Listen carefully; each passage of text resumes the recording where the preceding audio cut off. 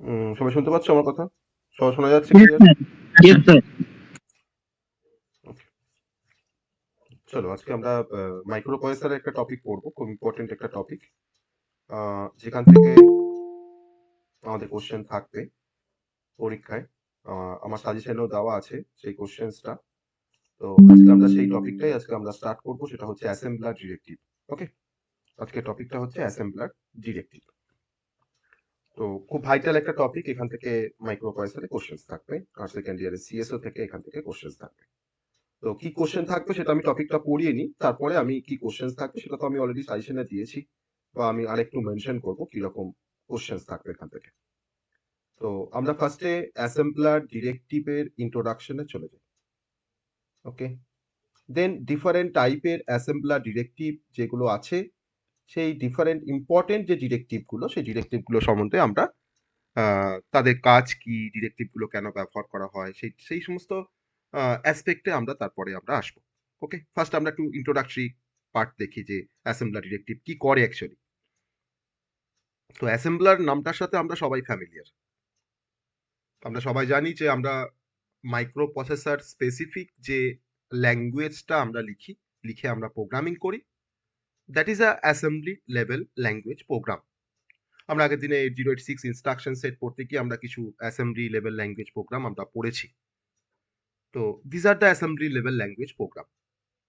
তাহলে আমার এই অ্যাসেম্বলি লেভেল ল্যাঙ্গুয়েজ প্রোগ্রাম যদি আমাকে এক্সিকিউট করতে হয়, তাহলে সেই অ্যাসেম্বলি লেভেল ল্যাঙ্গুয়েজ প্রোগ্রামটাকে এক্সিকিউট করার জন্য আমাকে মেশিনের ভাষায় আমাকে প্রোগ্রামটাকে কনভার্ট করতে হবে, নাহলে আমার মেশিন সেটাকে বুঝতে পারবে না। তো তাই সেই কারণের জন্যই আমরা অ্যাসেম্বলি লেভেল ল্যাঙ্গুয়েজ প্রোগ্রামকে মেশিন লেভেল ল্যাঙ্গুয়েজ প্রোগ্রামে কনভার্ট করার জন্য, একটা অ্যাসেম্বলি লেভেল ল্যাঙ্গুয়েজ প্রোগ্রামকে মেশিন লেভেল ল্যাঙ্গুয়েজ প্রোগ্রামে কনভার্ট করার জন্য আমরা যে সিস্টেম সফটওয়্যারের ব্যবহার করি বা যে সিস্টেম সফটওয়্যার ব্যবহার করা হয়, সেই সিস্টেম সফটওয়্যারটার নাম হচ্ছে অ্যাসেম্বলার। ওকে, তো অ্যাসেম্বলার সম্বন্ধে আমরা এই টার্মটা আমরা সবাই শুনেছি আগে, আমরা সবাই জানি অ্যাসেম্বলারের কি কাজ। তো দ্যাট ইজ আ অ্যাসেম্বলার। তো এই অ্যাসেম্বলি লেভেল ল্যাঙ্গুয়েজ প্রোগ্রাম লেখার জন্য আমরা different micro processor specific language লিখতে পারি। যদি আমরা 8085 মাইক্রো প্রসেসরের ইনস্ট্রাকশন সেট যদি আমরা জানি, তাহলে আমরা 8085 মাইক্রো প্রসেসর দিয়ে আমরা প্রোগ্রামিং, তার ইনস্ট্রাকশন সেট ব্যবহার করে আমরা প্রোগ্রামিং করতে পারবো। That is a 8085 programming. যদি আমি 8086 মাইক্রো প্রসেসরের ইনস্ট্রাকশন সেট জানি, তাহলে আমরা 8086 মাইক্রো প্রসেসরকে আমরা প্রোগ্রাম দিয়ে কন্ট্রোল করতে পারবো বা তার প্রোগ্রামিং করতে পারবো। তো this are the assembly level language. আর অ্যাসেম্বলি লেভেল ল্যাঙ্গুয়েজে আমার প্রোগ্রামগুলো লেখা হয় বেসিক্যালি কিছু ইনস্ট্রাকশনের হেল্প নিয়ে, যে ইনস্ট্রাকশনগুলোকে আমরা আবার টু পার্টে ডিভাইড করি। একটা হচ্ছে অপকোড পার্ট, একটা হচ্ছে অপারেন্ট পার্ট। ওকে, একটা হচ্ছে অপকোড পার্ট, একটা হচ্ছে অপারেন্ট পার্ট। তো এই হচ্ছে আমাদের অ্যাসেম্বলারের কনসেপ্ট। তো এই অ্যাসেম্বলার আবার ডিফারেন্ট টাইপের হয়, যেমন সেলফ অ্যাসেম্বলার, ক্রস অ্যাসেম্বলার। ওকে, তো আমরা সেই কনসেপ্ট আমরা যাচ্ছি না। তো আমরা কিন্তু এখানে অ্যাসেম্বলার পড়ছি না, আমরা পড়ছি অ্যাসেম্বলার ডিটেকটিভ। তো আমি জাস্ট এখানে অ্যাসেম্বলারের কনসেপ্টটা আমরা একটু জাস্ট পড়লাম। একটা হয় সেলফ অ্যাসেম্বলার, একটা হয় ক্রস অ্যাসেম্বলার। আর অ্যাসেম্বলার যে টার্মটা, এর সাথে আরেকটা টার্ম খুব রিলেটেড, তার নাম হচ্ছে ডিস অ্যাসেম্বলার। ওকে, ডিস অ্যাসেম্বলার। অ্যাসেম্বলার যে কাজটা করে, আমার ডিস অ্যাসেম্বলার তার রিভার্স অপারেশনসটা পারফর্ম করে। আমার অ্যাসেম্বলার করছে অ্যাসেম্বলি লেভেল ল্যাঙ্গুয়েজ থেকে মেশিন লেভেল ল্যাঙ্গুয়েজে কনভার্সন, আর আমার ডিস অ্যাসেম্বলার যে অপারেশনসটা করে, সে কিন্তু তার রিভার্স অপারেশনটা পারফর্ম করে। অর্থাৎ আমার কাছে একটা মেশিন লেভেল ল্যাঙ্গুয়েজের প্রোগ্রাম অ্যাভেলেবেল, আমি দেখে প্রোগ্রামটাকে দেখে কিছুই বুঝতে পারবো না, সেটাকে একমাত্র মেশিন বুঝতে পারে। তাহলে এখন এই প্রোগ্রামটাকে যদি আমাকে বুঝতে হয়, তাহলে আমাকে তার ইকুইভ্যালেন্ট বা করসপন্ডিং অ্যাসেম্বলি লেভেল ল্যাঙ্গুয়েজে আমাকে কনভার্ট করে তবেই আমাকে বুঝতে হবে। তাহলে আমার এই মেশিন লেভেল ল্যাঙ্গুয়েজ প্রোগ্রামটাকে যদি আমরা অ্যাসেম্বলি লেভেল ল্যাঙ্গুয়েজ যদি আমি কনভার্ট করতে চাই, তখন তার জন্য যে সিস্টেম সফটওয়্যার ব্যবহার করা হয়, তার নাম হচ্ছে ডিস অ্যাসেম্বলার। তার নাম হচ্ছে ডিস অ্যাসেম্বলার। ওকে, তো দ্যাট ইজ আ অ্যাসেম্বলার। এবার এই অ্যাসেম্বলারের সাথে আমাদের আরেকটা টার্ম রিলেটেড, আরেকটা টার্ম দেখো এখানে অ্যাসোসিয়েটেড, সেই টার্মটা হচ্ছে ডিরেক্টিভস। আমরা ডিরেক্টিভ পড়েছি, সিতে আমরা ডিরেক্টিভের কনসেপ্ট আমরা পড়ছি বা পড়েছি। সিতে আমরা পড়েছি প্রি প্রসেসর ডিরেক্টিভ। আমরা প্রি প্রসেসর ডিরেক্টিভটাকে ইন্ডিকেট করার জন্য আমরা, বা আমরা স্পেসিফাই করার জন্য আমরা হ্যাশ ইনক্লুড, আমরা এরকম একটা স্টেটমেন্ট লিখি। হ্যাশ ইনক্লুড দিয়ে আমি কোনো ডিরেক্টিভকে আমরা ইনক্লুড করতে পারি। ওকে, বা আমরা কোনো হেডার ফাইলকে আমরা ইনক্লুড করতে পারি হ্যাশ ইনক্লুড এই ডিরেক্টিভের হেল্প নিয়ে। তাহলে এই ডিরেক্টিভটাকে বলা হয় প্রিপয়েসার ডিরেক্টিভ, কারণ আমরা সবাই জানি যে আমার কম্পাইলার আমার হাই লেভেল ল্যাঙ্গুয়েজ প্রোগ্রামের কোডটাকে নেওয়ার আগে আমার কোডটাকে কিন্তু সবার ফার্স্টে কে নেয় প্রি প্রসেসর ডিরেক্টিভ। তারপর আমার প্রোগ্রামে যত আমরা হেডার ফাইলকে ইনক্লুড করে থাকি না কেন, সেই হেডার ফাইলগুলো তার যে অ্যাকচুয়াল যে সোর্স কোড, সেই সোর্স কোডগুলোকে আমার প্রোগ্রামের মধ্যে ইনকর্পোরেট করা হয়। দিয়ে আমার অরিজিনাল যে কোডটার সাইজ ছিল, এখন আমার হেডার ফাইলগুলো ইনক্লুড করার পর আমার কোডটা কিন্তু একটু এক্সপ্যান্ড করে, এটাকে বলা হয় এক্সপ্যান্ডেড সোর্স কোড। সেই এক্সপ্যান্ডেড সোর্স কোডটাকে আমরা কাকে দিই? কম্পাইলারকে দিই। কিন্তু কম্পাইলার তার কিন্তু নিজস্ব কোনো ক্ষমতা নেই যে একটা হাই লেভেল ল্যাঙ্গুয়েজকে মেশিন লেভেল ল্যাঙ্গুয়েজে কনভার্ট করা। তো কম্পাইলার আমাকে হাই লেভেল ল্যাঙ্গুয়েজের ইকুইভ্যালেন্ট একটা অ্যাসেম্বলি কোড জেনারেট করে বা assembly level language code generate করে। সেই অ্যাসেম্বলি লেভেল ল্যাঙ্গুয়েজ প্রোগ্রামটাকে আমরা অ্যাসেম্বলারের হেল্প নিয়ে আমরা মেশিন লেভেল ল্যাঙ্গুয়েজে কনভার্ট করি। তাহলে আমাদের অ্যাসেম্বলারে কিন্তু একটা গুরুত্বপূর্ণ ভূমিকা আছে আমাদের হাই লেভেল ল্যাঙ্গুয়েজ প্রোগ্রামিং এ বা প্রোগ্রামিং ল্যাঙ্গুয়েজে। আমরা তো ভাবছি যে আমরা কম্পাইলার নিয়ে কাজ করছি, তাহলে অ্যাসেম্বলার কোথায় লাগছে? কিন্তু কম্পাইলার তার কিন্তু ডিরেক্ট কোনো হাই লেভেল ল্যাঙ্গুয়েজকে মেশিন লেভেল ল্যাঙ্গুয়েজে কনভার্সন করার কিন্তু ক্ষমতা তার নেই। তো সেই কাজ, তার জন্য কিন্তু ইন্টারমিডিয়েট আমার আরেকটা সিস্টেম সফটওয়্যারের দরকার পড়ে, তার নাম হচ্ছে অ্যাসেম্বলার। তো এবার আমরা এখন পড়তে যাচ্ছি অ্যাসেম্বলার ডিরেক্টিভ। তাহলে অ্যাসেম্বলার ডিরেক্টিভ অ্যাকচুয়ালি কি সেটা আমরা একটু দেখবো, যে অ্যাসেম্বলার ডিরেক্টিভ কি আর সে কি পারপাসকে সলভ মানে সার্ভ করে, বা আমরা অ্যাসেম্বলার ডিরেক্টিভের হেল্প নিয়ে আমরা কি করতে পারি। তো 8086 মাইক্রোপ্রসেসর ভেরিয়াস টাইপের ডিরেক্টিভকে ইউজ করে, আর যে ভেরিয়াস টাইপের ডিরেক্টিভগুলোকে ব্যবহার করে 8086 মাইক্রোপ্রসেসর তাকেই আমরা জয়েন্টলি বলতে পারি অ্যাসেম্বলার ডিরেক্টিভ। যে অ্যাসেম্বলার ডিরেক্টিভ অ্যাকচুয়ালি অ্যাসেম্বলারকে গাইড করে বা অ্যাসেম্বলারকে কিছু ইনস্ট্রাকশন প্রোভাইড করে যে কেমন করে একটা অ্যাসেম্বলি প্রসেস কিভাবে রান করবে বা কেমন করে অ্যাসেম্বলিংটা হবে, তার গাইডেন্সটা কিন্তু অ্যাকচুয়ালি অ্যাসেম্বলার ডিরেক্টিভ দেয় অ্যাসেম্বলারকে। তাহলে অ্যাসেম্বলার ডিরেক্টিভের গাইডেন্স নিয়ে একটা অ্যাসেম্বলি লেভেল ল্যাঙ্গুয়েজ প্রোগ্রামকে সে কিন্তু অ্যাসেম্বল করে। ওকে, তো that is the purpose of assembler directive. এবার শুধুমাত্র যে গাইড করছে, কি গাইড করছে জানতে হবে। এবার কি গাইড করছে, কেন গাইড করছে, গাইড করার প্রয়োজনটা কি অ্যাসেম্বলারকে?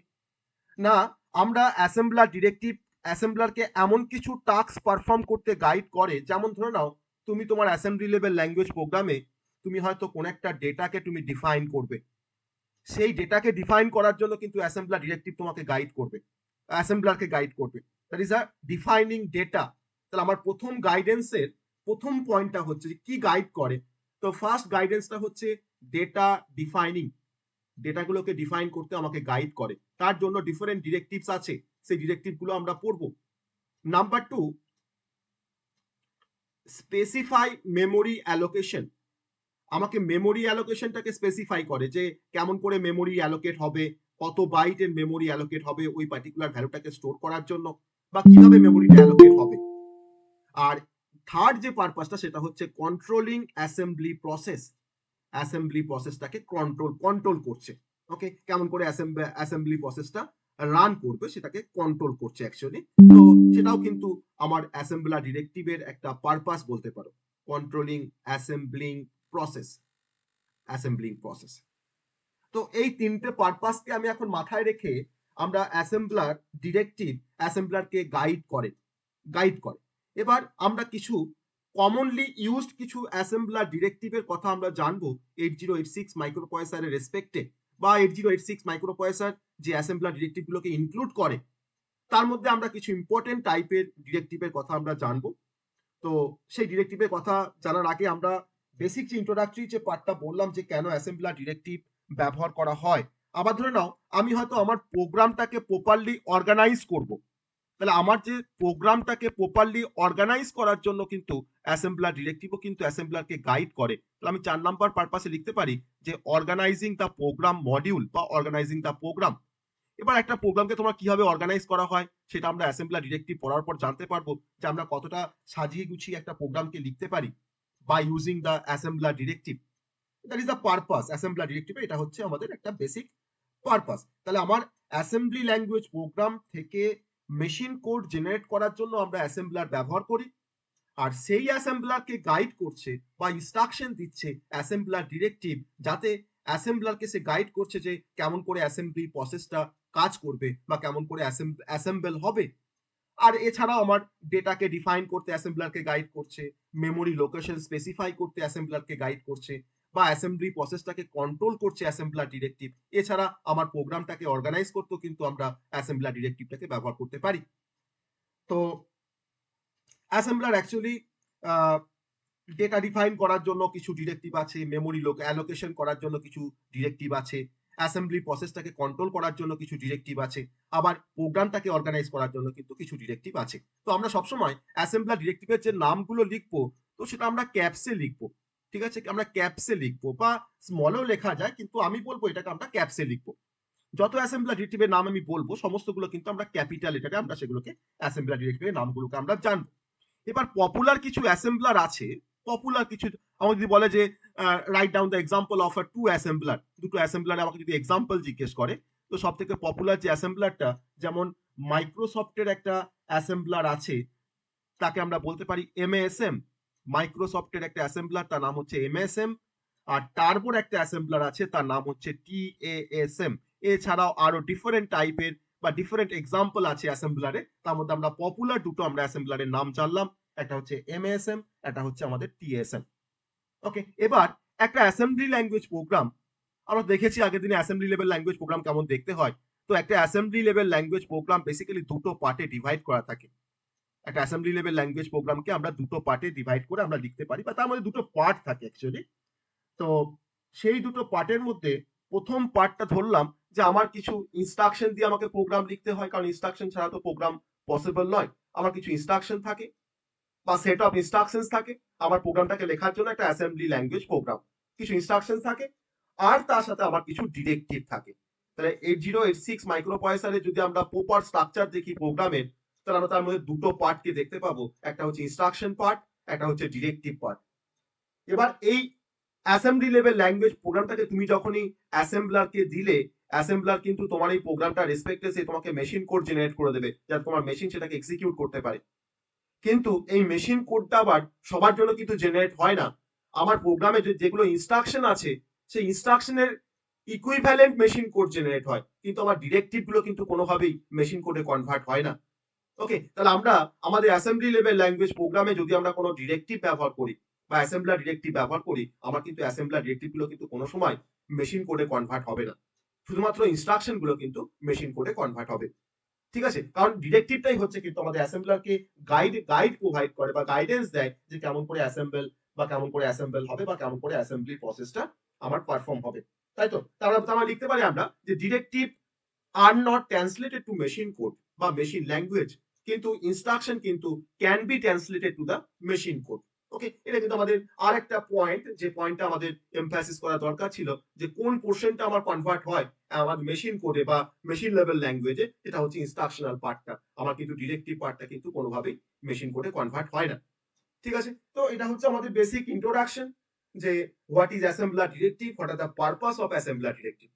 এবার আমরা ডিফারেন্ট টাইপের ইন্টেল 8086 মাইক্রোপ্রসেসর স্পেসিফিক আমরা কিছু অ্যাসেম্বলার ডিরেক্টিভের কথা আমরা জানবো, যে অ্যাসেম্বলার ডিরেক্টিভ গুলো কি কাজ করে বা তাকে দিয়ে আমরা কি কাজ করাতে পারি, সেগুলোকে আমরা একটু এখানে দেখার চেষ্টা করব।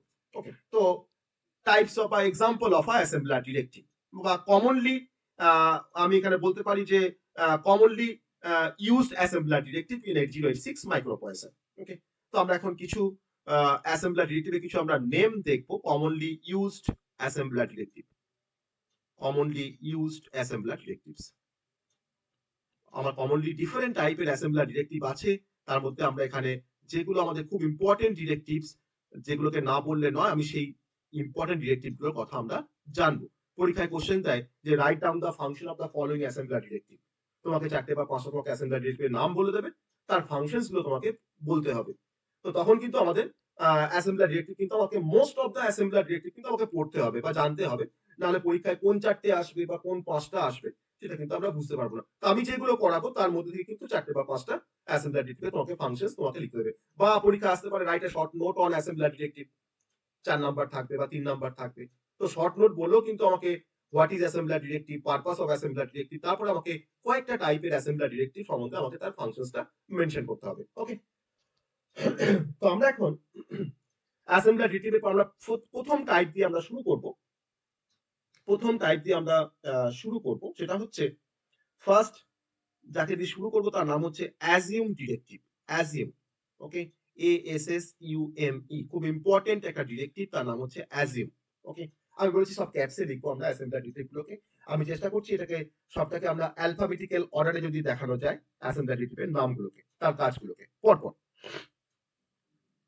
তো অ্যাজিউম কিন্তু একটা ডিরেক্টিভ বাট অ্যাসেম্বলার ডিরেক্টিভ, যে ডিরেক্টিভটা অ্যাসেম্বলারকে ইনফর্ম করে, যে ডিরেক্টিভটা অ্যাসেম্বলারকে ইনফর্ম করে যে লজিক্যাল সেগমেন্টের নাম কি হবে, name of the logical segment. আমরা টার্মটা শুনে বুঝতে পারলাম না যে name of the logical segment আবার কি জিনিস। Name of the logical segment, আমরা সবাই জানি যে 8086 মাইক্রোপ্রসেসরের মেমোরিকে আমরা কিছু সেগমেন্টে ডিভাইড করি। তার মধ্যে সব থেকে কমনলি ইউজড যে সেগমেন্ট গুলো, তার মধ্যে আমরা সেই নামগুলো আমরা জানি, যেমন code segment, data segment, stack segment, আর হচ্ছে এক্সট্রা সেগমেন্ট। এছাড়াও আমাদের কিন্তু আরো সেগমেন্ট আছে, যে সেগমেন্ট গুলোকে কিন্তু আমরা নিয়ে কাজ করি না, আমরা ব্যবহার করি না। আমাদের টোটাল 16 নাম্বার অফ সেগমেন্ট আছে। আর 8086 মাইক্রোপ্রসেসরের আমার টোটাল কিন্তু মেমোরি সাইজ হচ্ছে 1 এমবি। তাহলে 1 এমবি মেমোরিকে যদি আমি 16 দিয়ে যদি আমি ডিভাইড করি, তাহলে কিন্তু আমার ডিভিশনসটা প্রত্যেকটা সেগমেন্টের তোমার কিন্তু সাইজ দাঁড়ায় 64 কিলোবাইট, 64 কেবি করে। এটা আমরা সেগমেন্টেশন আমরা পড়েছি। তাহলে আমার যে লজিক্যাল যে সেগমেন্ট গুলো আছে, অর্থাৎ code segment, data segment, extra segment, সেই সেগমেন্ট গুলোকে আমি নাম দিতে পারি বা ইউজিং অ্যাজিউম ডিরেক্টিভ। কেমন করে নাম দিতে পারি? না, ধরে নাও আমি লিখলাম যে assume CS, CS for code segment আমরা সবাই জানি, আমরা অ্যাজিউম সিএস কোলন দিয়ে লিখলাম তোমার code.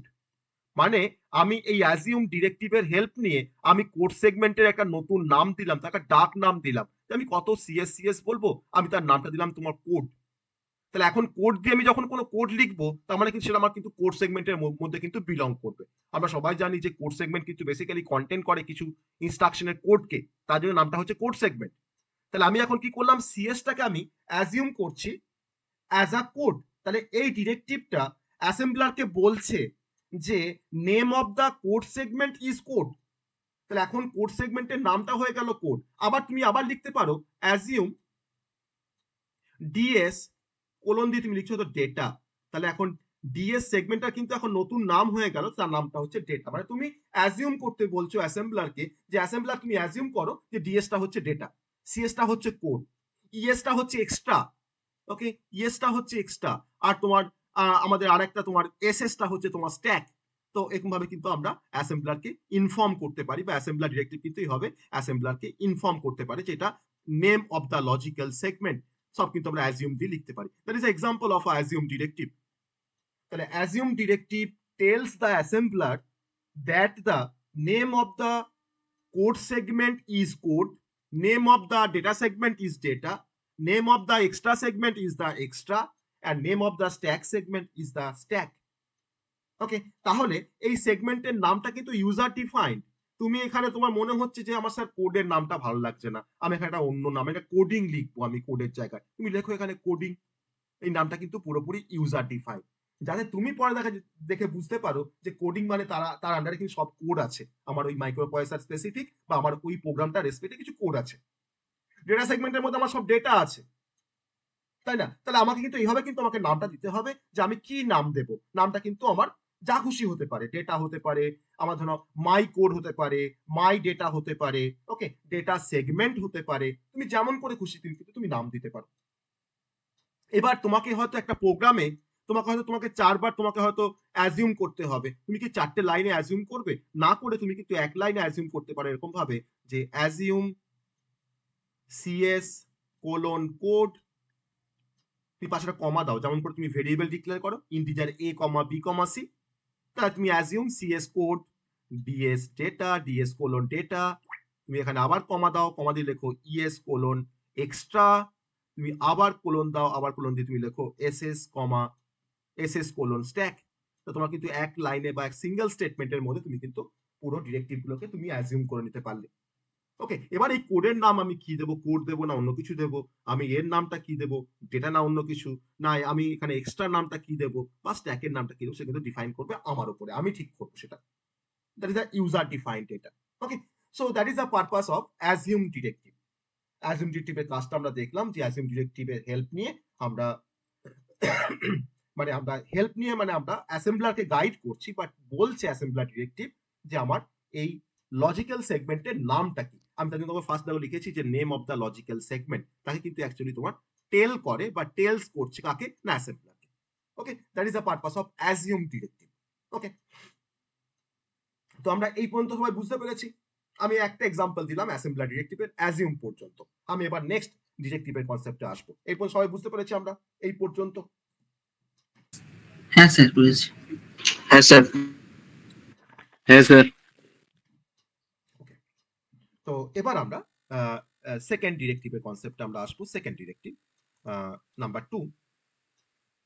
Two, that is a DB. Okay, খুব পপুলার একটা ডিরেক্টিভ, অ্যাসেম্বলার ডিরেক্টিভ, তার নাম হচ্ছে ডিবি। তো ডিবি যদি আমরা ফুল ফর্ম বলি, সেটা হচ্ছে ফুল ফর্মটা হচ্ছে ডিফাইন বাইট। ওকে, ডিফাইন বাইটস, ডিফাইন বাইট। তো ডিবির এটা হচ্ছে ফুল ফর্ম। আমি কি পারপাসে ব্যবহার করি ডিবিটাকে সেটা আমরা জানবো, দেখবো কিভাবে কাজ করে ডিবি সেটা আমরা দেখবো এক্সাম্পলের থ্রু দিয়ে। ডিবি তো আমাদের প্রোগ্রামিং ল্যাঙ্গুয়েজে আমরা কিছু ভেরিয়েবল ডিক্লেয়ার করে কাজ করতে পারি। তো অ্যাজ ওয়েল অ্যাজ আমরা কিন্তু 8086 মাইক্রো প্রসেসরে অ্যাসেম্বলার ডিরেক্টিভের হেল্প নিয়েও কিন্তু আমরা কোনো ভেরিয়েবলকে ডিক্লেয়ার করতে পারি। এবার ভেরিয়েবল ডিক্লেয়ার করা মানেই হচ্ছে আমাকে আমাকে কিন্তু ভেরিয়েবলটা ডিক্লারেশনের সময় বলতে হবে যে আমার ভেরিয়েবলটা কত বাইট স্পেস নেবে। সেটা 1 বাইট স্পেস নেবে, না 2 বাইট নেবে, না 4 বাইট নেবে, না 8 বাইট নেবে, না 10 বাইট নেবে। আমাকে কিন্তু তার স্পেসটা কিন্তু আমাকে বলতে হবে। তাহলে যদি আমরা অ্যাসেম্বলি লেভেল ল্যাঙ্গুয়েজ প্রোগ্রামিং এ বা প্রোগ্রামে যদি আমরা কোনো বাইট টাইপের যদি কোনো ভেরিয়েবলকে ডিক্লেয়ার করতে চাই, বাইট টাইপের ভেরিয়েবল মানে হচ্ছে যে ভেরিয়েবলটা মেমোরিতে 1 বাইট স্পেস নেয়, তাকে বলা হয় বাইট টাইপ ভেরিয়েবল। ওকে, আমরা কি বললাম, না বাইট টাইপ ভেরিয়েবল। যে ভেরিয়েবল মেমোরিতে 1 বাইট স্পেস নেয় তার ডেটাকে স্টোর করার জন্য তাকে বলা হয় বাইট টাইপ ভেরিয়েবল। ওকে, তাহলে ডিবি ডিরেক্টিভ, ডিবি তো directive actually, DB directive define করে কোনো বাইট টাইপের কোনো ভেরিয়েবলকে। তো আমরা বাইট টাইপের ভেরিয়েবলকে কিভাবে আমরা ডিক্লেয়ার করব, না তার জন্য একটা সিনট্যাক্স ফলো করতে হয়। সেই সিনট্যাক্সটা হচ্ছে এরকম যে আমাকে প্রথমে ভেরিয়েবলটার একটা নাম দিতে হবে, যে আমার ভেরিয়েবলটার নাম কি, that is a variable name, variable name. তারপর আমাকে লিখতে হবে ডিবি, আমি সেই ভেরিয়েবল নামটাকে আমি ডিফাইন করছি as a byte type variable, তাহলে আমাকে ডিবি লিখতে হবে। আর তার পাশে আমাকে লিখতে হবে একটা ইনিশিয়াল ভ্যালু অর ভ্যালুস। আমি এই ভেরিয়েবলটার মধ্যে আমি কোনো ভ্যালুকে যেমন স্টোর করতে পারি, অথবা আমরা কোনো ভ্যালুসকেও কিন্তু স্টোর করতে পারি, মানে মাল্টিপল ভ্যালু কিন্তু আমরা স্টোর করতে পারি, সিঙ্গেল ভ্যালু কিংবা মাল্টিপল ভ্যালু। তাহলে আমার সিনট্যাক্সটা হচ্ছে ভেরিয়েবল নেম, দেন ডিবি স্পেস দিয়ে হচ্ছে ইনিশিয়াল ভ্যালু অর ভ্যালুস। তাহলে এখন যদি আমরা এক্সাম্পল দেখি যে এই সিনট্যাক্সটা ফলো করে আমি একটা এক্সাম্পল নিচ্ছি। ধরে নাও আমি একটা ভেরিয়েবল তোমার নাম দিলাম হয়তো ভেলোসিটি, ভেলোসিটি একটা ভেরিয়েবল তোমার নাম দিচ্ছি ভেলোসিটি, তারপর তোমার লিখছি ডিবি, আর তার একটা ইনিশিয়াল ভ্যালু তোমার দিচ্ছি ধরে নাও হয়তো 0 ফর এক্সাম্পল, যেমন তোমার 0। তাহলে এই ডিরেক্টিভটা যখন তুমি লিখবে প্রোগ্রামে, তখন এটাকে দেখে অ্যাসেম্বলার কি বুঝবে জানো, এটাকে দেখে অ্যাসেম্বলার বুঝবে যে এখানে আমার ভেলোসিটি হচ্ছে একটা ভেরিয়েবল, যে ভেরিয়েবলটা তোমার টাইপ হচ্ছে বাইট টাইপের ভেরিয়েবল, আর যার জন্য মেমোরিতে তখন অ্যাসেম্বলার তখন মেমোরি তোমার দৌড়ে গিয়ে সে কিন্তু এই ভেলোসিটি ভেরিয়েবলের জন্য কিন্তু সে 1 বাইট স্পেসকে রিজার্ভ করবে। এই সাইজটা কিন্তু হচ্ছে 1 বাইট, আর এই ভেরিয়েবল তোমার নাম হচ্ছে ভেলোসিটি। ওকে, ভেলোসিটি। আর তার ইনিশিয়াল ভ্যালু তুমি কি রেখেছো, তার মধ্যে কি ভ্যালু তুমি রেখেছো, না 0, তার মধ্যে তোমার কিন্তু একটা 0 ভ্যালু এখানে স্টোর থাকবে। এটা হচ্ছে ধরো তোমার মেমোরি। ওকে, এটা ধরো মেমোরি। ওকে, তাহলে ভেলোসিটি ডিবি 0 মানে হচ্ছে যে this directive informs assembler to reserve 1 byte of memory space for the variable named as velocity, আর initialize it with the value 0, তাকে তুমি 0 ভ্যালু দিয়ে ইনিশিয়ালাইজ করো। That is the purpose of DB directive. আমি যদি আরেকটা এক্সাম্পল নিই ডিবি ডিরেক্টিভের হেল্প নিয়ে, ধরে লিখলাম হয়তো ধরে নাও যে ফোর্স, আমার জন্য আরেকটা ভেরিয়েবল নাম হচ্ছে ফোর্স। এটা তুমি ভেরিয়েবল নাম তুমি যা খুশি লিখতে পারো। ফোর্স, তারপর তোমার ডিবি লিখলাম, দিয়ে তোমার তার পাশে লিখছি কোশ্চেন মার্ক। এর কিন্তু একটা সিগনিফিকেন্স আছে। তো এখানে মনে হচ্ছে যে স্যার এখানে ফোর্স হচ্ছে একটা ভেরিয়েবল, বাইট টাইপের ভেরিয়েবল, আর যখনই অ্যাসেম্বলার এরকম কোন একটা ডিরেক্টিভের ডেফিনেশন দেখবে, তখন অ্যাসেম্বলার কিন্তু মেমোরিতে গিয়ে এই ফোর্স নামে একটা ভেরিয়েবল তৈরি করবে যার সাইজটা হচ্ছে 1 বাইট। আর তার মধ্যে ভ্যালু কি আছে দেখো, আমার ডিবির পাশে আমাকে কোনো ভ্যালু বা ভ্যালুজ আমাকে স্পেসিফাই করতে হয়। তো আমি যখন ডিবির পাশে একটা কোশ্চেন মার্ক দিয়েছি, তাহলে এখানে এই কোশ্চেন মার্কটা কিন্তু ইনফর্ম করে অ্যাসেম্বলারকে যে আমার এই ভেরিয়েবলের ভ্যালু আমার কাছে জানা নেই, ইজ নট নোন। তার মানে আমার কিন্তু এখন এই ফোর্স নামে যে তোমার ভেরিয়েবলটা তোমার ডিক্লেয়ার হচ্ছে আমার মেমোরিতে, তার জন্য যে 1 বাইট স্পেস যে অকুপাই হচ্ছে, তার মধ্যে কিন্তু কোনো ভ্যালু থাকবে না। সেই ভ্যালুটা কিন্তু এখন আমরা জানি না, নট নোন, নট নোন। তাহলে কোশ্চেন মার্কটা মানে হচ্ছে যে আমি ভেলোসিটি কোনো বা ফোর্সের কিন্তু আমার কোনো ইনিশিয়াল ভ্যালু নেই, কোনো ইনিশিয়াল ভ্যালু নেই। আমি পরে হয়তো অ্যাসাইন করব, আমি একটা ভেরিয়েবল তো ডিক্লেয়ার করতেই পারি যে ইন্টিজার এ, পরে হয়তো আমি 5 লাইনের পর হয়তো লিখলাম a = 5, হতেই পারে। তাহলে এটা হচ্ছে আমাদের কোশ্চেন মার্কের একটা সিগনিফিকেন্স। তো আমরা এরকম ভাবে কিন্তু ডিবি দিয়ে আমরা কোনো ভেরিয়েবলকে ডিক্লেয়ার করতে পারি। আবার ধরে নাও আমি ডিবির আরেকটা এক্সাম্পল নিচ্ছি যে আমরা ভ্যালুজ তো স্টোর করতে পারি। না, ধরে নেওয়া যাক আমার থার্ড এক্সাম্পল, ধরো আমার একটা ভেরিয়েবল ধরো আছে, তার নাম হচ্ছে অ্যারে। ওকে, একটা ভেরিয়েবল তোমার নাম দিচ্ছি ধরো অ্যারে, তার টাইপটা হচ্ছে ডিবি, আর তার মধ্যে তোমার ধরো আমি এখানে 5টা ভ্যালুকে স্টোর করেছি, 32, 42, 59, 64, আর ধরো হয়তো 12।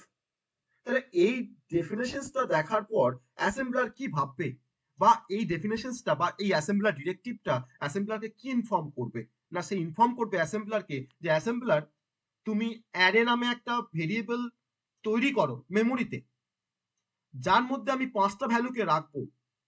তাহলে সেই 5টা ভ্যালুর জন্য তুমি কিন্তু প্রত্যেকটা ভ্যালুর জন্য তুমি কিন্তু কন্টিগুয়াস তুমি 5 বাইট তুমি স্পেসকে রিজার্ভ করো।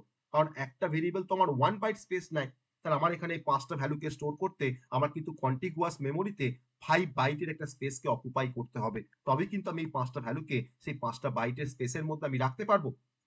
তাহলে অ্যারে ডিবি যখন তুমি 5টা নাম্বার দেবে, তখন এই 5টা নাম্বার দিয়ে কিন্তু অ্যাসেম্বলার বুঝবে যে তার মানে আমাকে 5টা নাম্বারের জন্য 5টা বাইট আমাকে স্পেসকে রিজার্ভ করতে হবে। তার নামটা অবভিয়াসলি আমার অ্যারে, আমার ভেরিয়েবল তোমার নাম হচ্ছে অ্যারে, কিন্তু তার মধ্যে কিন্তু এখন তোমার 5টা সেল আছে, যে 5টা সেল কিন্তু প্রতিটা সেল কিন্তু 1 বাইট করে।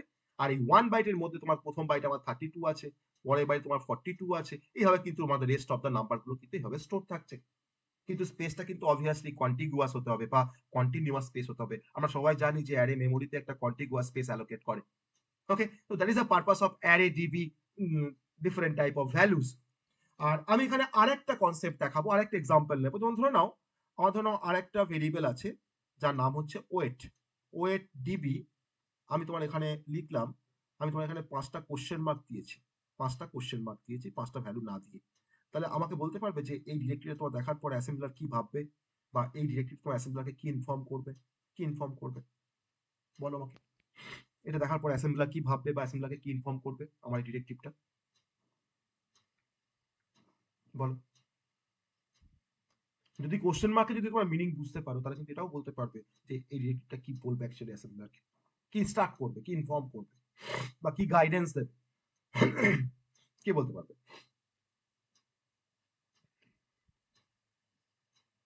কে বলতে পারবে?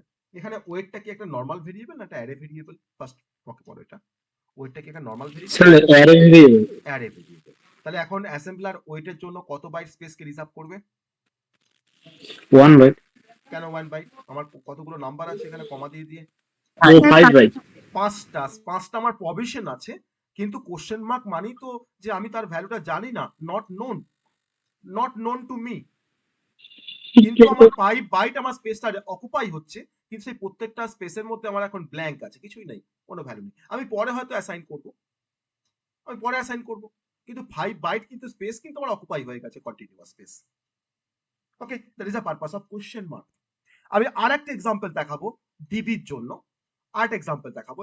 নেক্সট এক্সাম্পল ধরে নাও তোমার এরকম ধরনের আছে, ধরো একটা ভেরিয়েবল তোমার নাম ধরে নাও আইটেম নেমস, একটা ভেরিয়েবল তোমার নাম ধরে নাও আইটেম নেমস, একসঙ্গে কিন্তু কোনো স্পেস নয়, একসময় তোমার আইটেম নেমস ডিবি, তারপর তোমার দেওয়া আছে 20,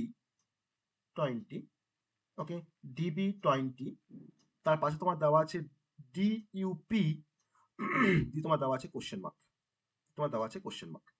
item names DB 20 DUP question mark.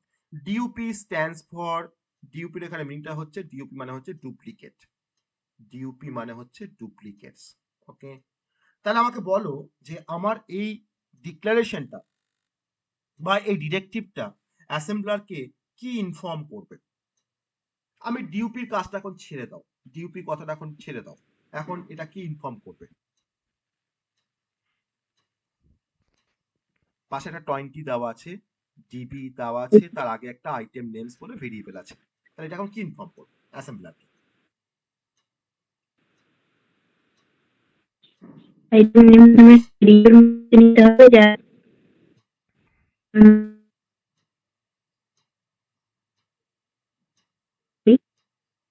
তোমার কথা কিছু শুনতে পাচ্ছি না, কথাগুলো তোমার কেটে যাচ্ছে।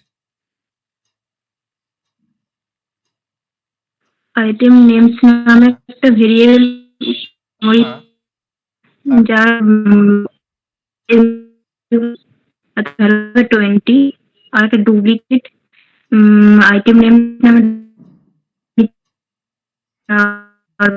ভ্যালু থাকবে না। বেশ ঠিক আছে, তোমার কথাটা আমি কিছুটা শুনতে পেলাম, পার্সিয়ালি কারেক্ট, যেটা বলতে গেলে হয়তো পুরোটা শুনতে পাইনি। সেটা হচ্ছে যে আইটেম নেমস তার নামে assembler total 20 byte space reserve করবে, contiguous. Okay, 20 byte space reserve করবে আইটেম নেমের জন্য। এবার কি দেওয়া আছে, ডুপ্লিকেট কোশ্চেন মার্ক, মানে বলছে যে 20 বাইট স্পেসের মধ্যে নিশ্চয়ই আমার 20টা নাম্বার থাকবে, কারণ আমি যেহেতু এখানে ডিবি ডিক্লেয়ার করেছি ডিফাইন্ড বাইট, একটা বাইটের মধ্যে আমার একটা নাম্বার থাকতে পারে, তার মানে আমার 20 বাইটের মধ্যে আমার 20 নাম্বার থাকবে।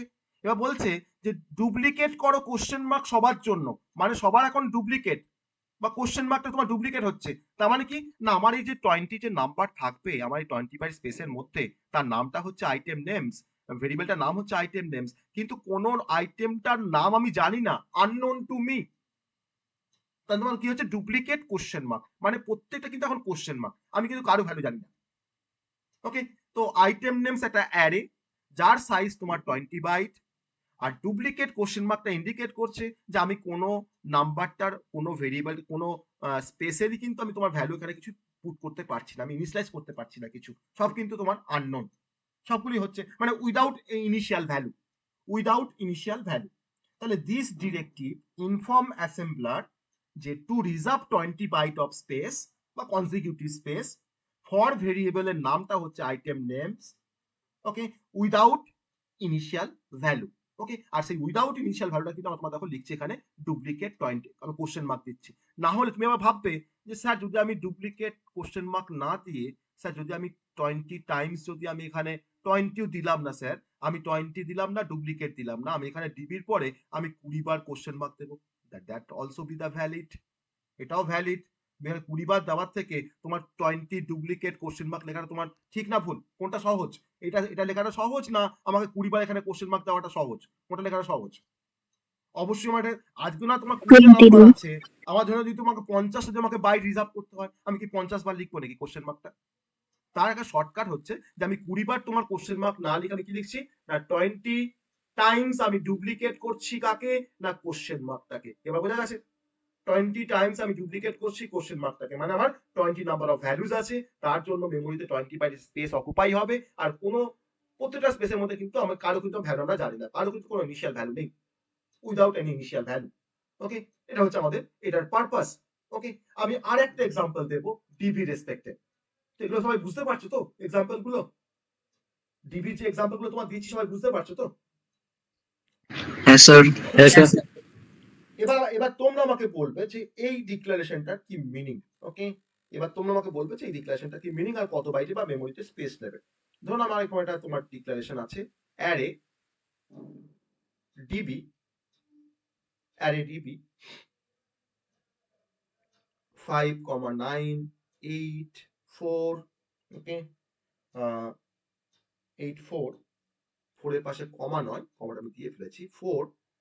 এবার তোমার দেওয়া আছে ডুপ্লিকেট ডিইউপি উইদিন ব্র্যাকেট দেওয়া আছে তোমার 7, তারপরে কমা দেওয়া আছে 53, তারপরে কমা দিয়ে লেখা আছে 46, তারপরে কমা দিয়ে লেখা আছে 30, তারপরে কমা দিয়ে তোমার লেখা আছে 75। তো আমাকে কেউ বলতে পারবে যে এই অ্যাসেম্বলার ডিরেক্টিভটা অ্যাসেম্বলারকে কি ইনফর্ম করবে, এটা সম্বন্ধে কি ইনফর্ম করবে, আর কত বাইটই বা মেমোরিতে স্পেস অকুপাই হবে আমার অ্যারে ভেরিয়েবলটার জন্য, কত বাইট মেমোরিতে, ফার্স্ট বলো কত বাইট মেমোরিতে স্পেস অকুপাই হবে, তারপরে তো মিনিংটা আমরা ক্লারিফাই। আমরা কিন্তু পড়ে এসেছি ডুপ্লিকেটে কি কাজ, তাকে ডুপ্লিকেট কোথাও বলি তাকে যেটা মেনশন করছি। কতটা? স্যার 14। 14 স্যার।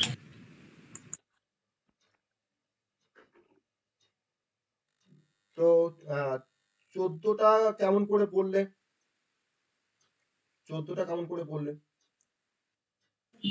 5 একটা, 9 একটা, 8 একটা, 4 7টা আছে, 53, তারপর 4 7টা নয় কিন্তু 4 স্যার ডুপ্লিকেট। 15টা হবে, 4 হ্যাঁ স্যার 15টা হবে, 15 4 তো। তো আছেই। হ্যাঁ, বলো আবার বলো। স্যার 4 তো আগে থেকে আছে, আবার 4 কে আবার ডুপ্লিকেট 7 বার করতে হবে। 4 কে ডুপ্লিকেট 7 বার করব না 7 কে 4 বার ডুপ্লিকেট করব? 7 কে 4 বার করব স্যার, 7 কে 4। 7 কে দেখো ও 20 ডুপ্লিকেট কোশ্চেন মার্ক মানে কি ছিল, যে কোশ্চেন মার্কটাকে 20 টাইমস ডুপ্লিকেট করেছিলাম, তাহলে এখানে 4 ডুপ্লিকেট 7 আছে, মানে 7 কে আমরা তোমার 4 বার ডুপ্লিকেট করব, ইয়েস অর নো? তাহলে আমার তখন নাম্বারটা এখন কি হয়ে গেল দেখো, 5 9 8 4, তাই তো? 4 তো এখানে আসবে না, আমার 7টা তোমার 4 বার ডুপ্লিকেট হবে, এটা তোমার 4 বার তোমার 7 আসবে, 4 বার তোমার 7 আসবে, তারপর তোমার কি আছে 53 আছে, 46 আছে, 30 আছে, আর 75 আছে। দেখো তো কতগুলো নাম্বার হলো? 11টা। 11টা, তাই তো? তাহলে আমার এখানে কতগুলো নাম্বার হচ্ছে? 11টা নাম্বার হচ্ছে। তাহলে আমি কত বাইট মেমোরিতে স্পেস অকুপাই করব, অ্যাসেম্বলার কত বাইট স্পেস অকুপাই করবে মেমোরিতে 11 নাম্বারের জন্য? 11 বাইট। 11 বাইট। বোঝা গেল কনসেপ্ট? এবার বোঝা গেছে কনসেপ্টটা, যে এই ডিক্লারেশনটা হ্যাঁ, মিটার স্যার। বোঝা গেছে। পরীক্ষায় কোশ্চেন আসতেই পারে যে এক্সপ্লেন দ্য ফলোইং ডিক্লারেশন, তোমাকে একটা ডিক্লারেশন দিয়ে দিল, ঠিক আছে? তো তোমাকে কিন্তু এক্সপ্লেন করতে হবে যে এই অ্যারে ভেরিয়েবলটা মেমোরিতে তার মানে 11 বাইটের স্পেস নিচ্ছে কেন, হোয়াই না, আমার 3টে দেখো 5 9 8 তো আছেই, 7 কে আমি 4 বার ডুপ্লিকেট করছি, মানে তখন 4 বার 7 লিখেছি, আর দেখো তারপর তোমাকে 53 আছে, 46 আছে, 30 আছে, তারপর 75 আছে, তাই লিখলাম। তারপর কত নাম্বার হচ্ছে আমার দেখো 11 নাম্বার হচ্ছে, তাহলে 11 না প্রতিটা নাম্বার যদি 1 বাইট করে স্পেস নেয়, আমার 11 বাইট স্পেস এখানে মেমোরিতে অকুপাই হবে, ঠিক আছে? পারবো এবার করতে আমরা? তাহলে আমি এখন একটা চেক করব পারছো কিনা তোমরা করতে। দেখো নেক্সট ডিক্লারেশন, অ্যারে ডিবি, ভালো করে বুঝবে, এটা ভালো করে বুঝবে, দিয়ে বলবে আমাকে অ্যান্সারটা, খুব সহজ কিন্তু। 5 ডুপ্লিকেট, আবার দেখো ব্র্যাকেট স্টার্ট করেছি, আমরা তোমার সবাই নিশ্চয়ই ব্র্যাকেটের কাজ আমরা সবাই জানি যে ব্র্যাকেটের কাজটা প্রথমে করতে হয়, তাই না? 4 ডুপ্লিকেট 3, 7, 9 দিয়ে আমার এই ব্র্যাকেটটা শেষ হলো। বলো আমাকে এই অ্যারে ভেরিয়েবলের জন্য মেমোরিতে কত বাইট স্পেস রিজার্ভ হবে, আর কত বাইট স্পেস বলতে পারলে তোমার কতগুলো নাম্বার হচ্ছে তুমি তো এমনিতেই বলতে পারবে। দেখি কে বলতে পারে, ভালো করে চিন্তা ভাবনা করে কিন্তু করবে।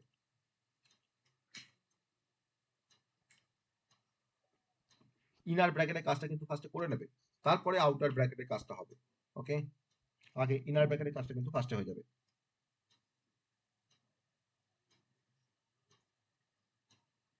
ভালো করে বুঝে বলো।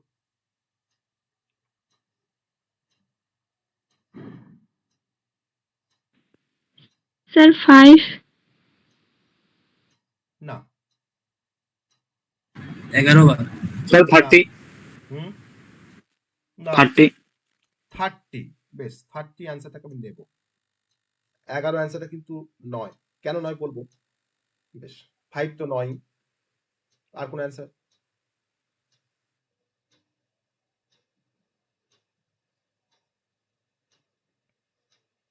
এটা কিন্তু বলা উচিত ছিল, এটা কিন্তু একদম কঠিন নয় কিন্তু। দেখো দেখো আমি আবার দেখো লিখছি, আমি এটা ভাঙছি, দেখো অ্যারে ডিবি 5 ডুপ্লিকেট যেমন ছিল তেমন থাকছে, আমি এই ভেতরে তোমার ব্র্যাকেটে কাজটা করে নিচ্ছি। 4 ডুপ্লিকেট 3 মানে কি গো? 4 ডুপ্লিকেট 3 মানে কি? স্যার 3 হচ্ছে 4 বার। 3টা হচ্ছে 4 বার, ভেরি গুড, 3টে হচ্ছে 4 বার। তারপরে কি আছে? 7 আছে, তারপরে কি আছে? 9 আছে। দেখো আমার ব্র্যাকেটটা দেখো কিন্তু উঠে গেল ভেতরটা, এর কাজটা কিন্তু করে দিলাম, ঠিক আছে? এবার বলো আমাকে যে 5 ডুপ্লিকেট উইদিন দ্য ব্র্যাকেট মানে কি? উইদিন দ্য ব্র্যাকেট ততবার ডুপ্লিকেট হবে। তাহলে উইদিন দ্য ব্র্যাকেট আমার কতবার ডুপ্লিকেট হবে? 5 বার, 5 বার। তাহলে উইদিন দ্য ব্র্যাকেটের মধ্যে কতগুলো এলিমেন্ট আছে? 6টা এলিমেন্ট। 6টা এলিমেন্ট আছে। তাহলে এই 6টা এলিমেন্ট আমার 5 টাইমস রিপিট হবে, ডুপ্লিকেট হবে। তাহলে এখন তোমার দেখো 6টা এলিমেন্ট যদি তোমার 5 টাইমস যদি তোমার রিপিট হয়, তাহলে কতগুলো নাম্বার পাচ্ছ তুমি? 30। 30। 30 তাহলে তোমার কত বাইট স্পেস মেমোরিতে অকুপাই হবে? না 30 বাইট স্পেস। 30 বলছি। 30 বাইটস। বোঝা গেল কনসেপ্টটা? হ্যাঁ, হ্যাঁ, হ্যাঁ। ওকে। তো এই হচ্ছে আমাদের ডিবির কনসেপ্ট। ওকে, এই হচ্ছে আমাদের ডিবির কনসেপ্ট। কে এটা বুঝতে পারোনি? এই কনসেপ্টটা তোমার কে বুঝতে পারোনি? এটা বলো আমাকে, এটা কে বুঝতে পারোনি?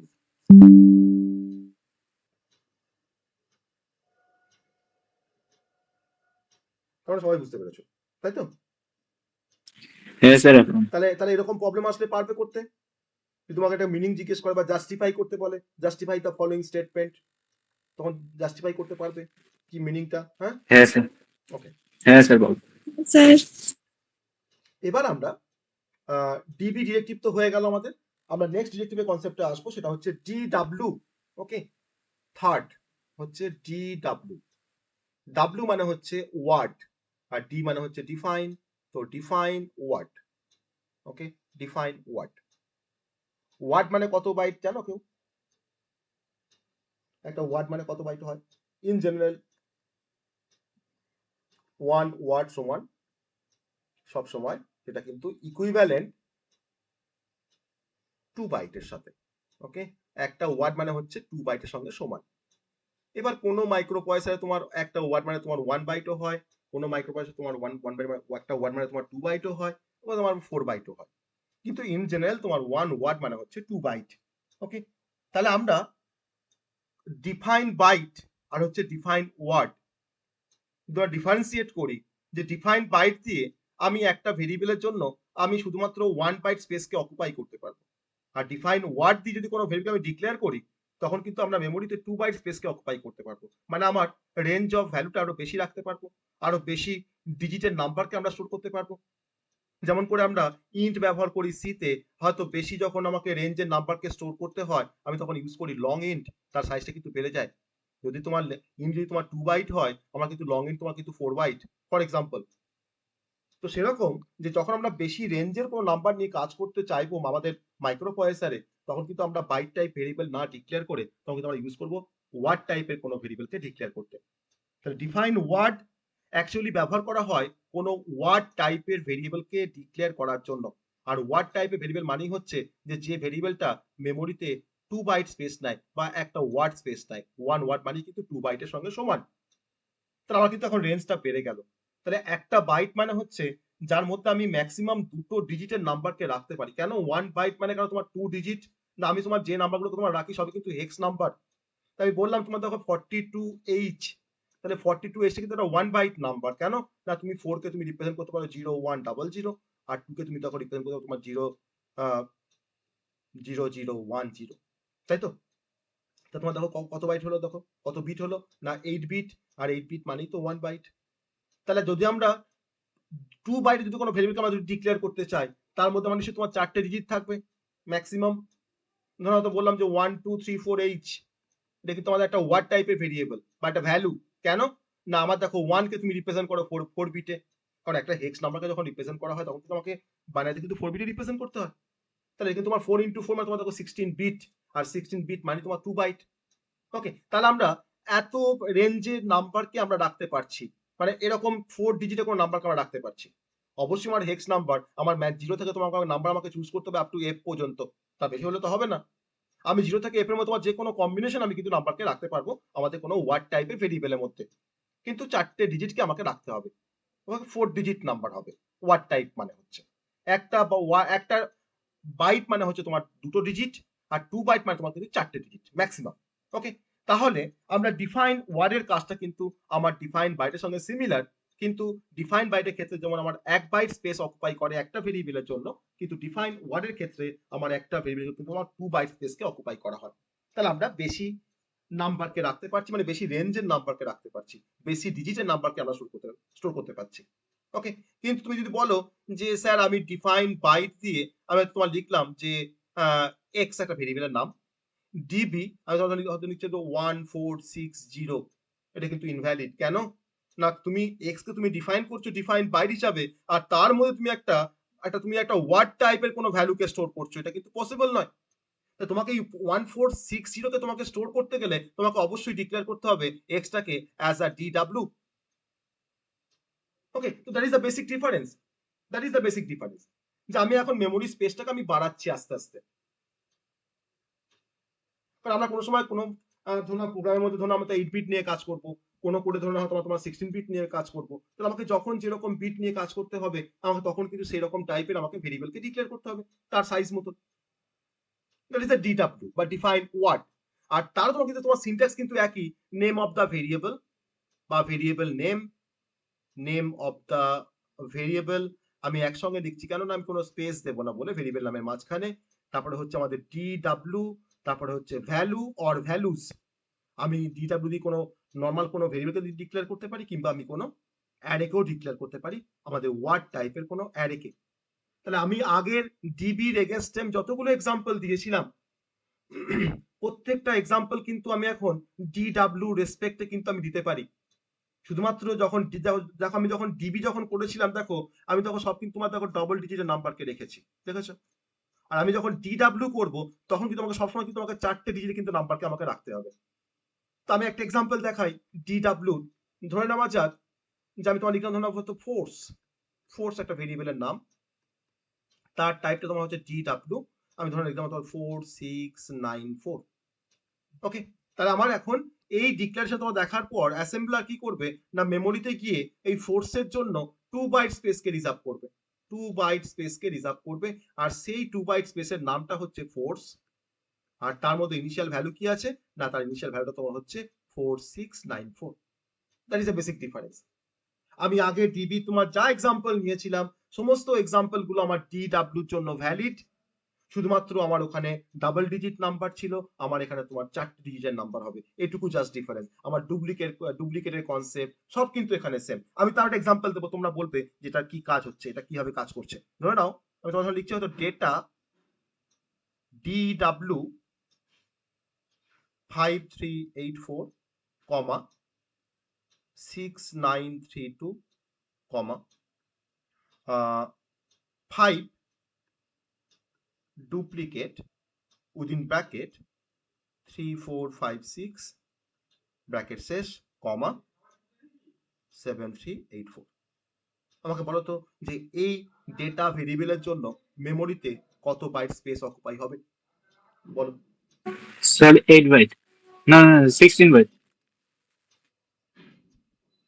16 বাইট।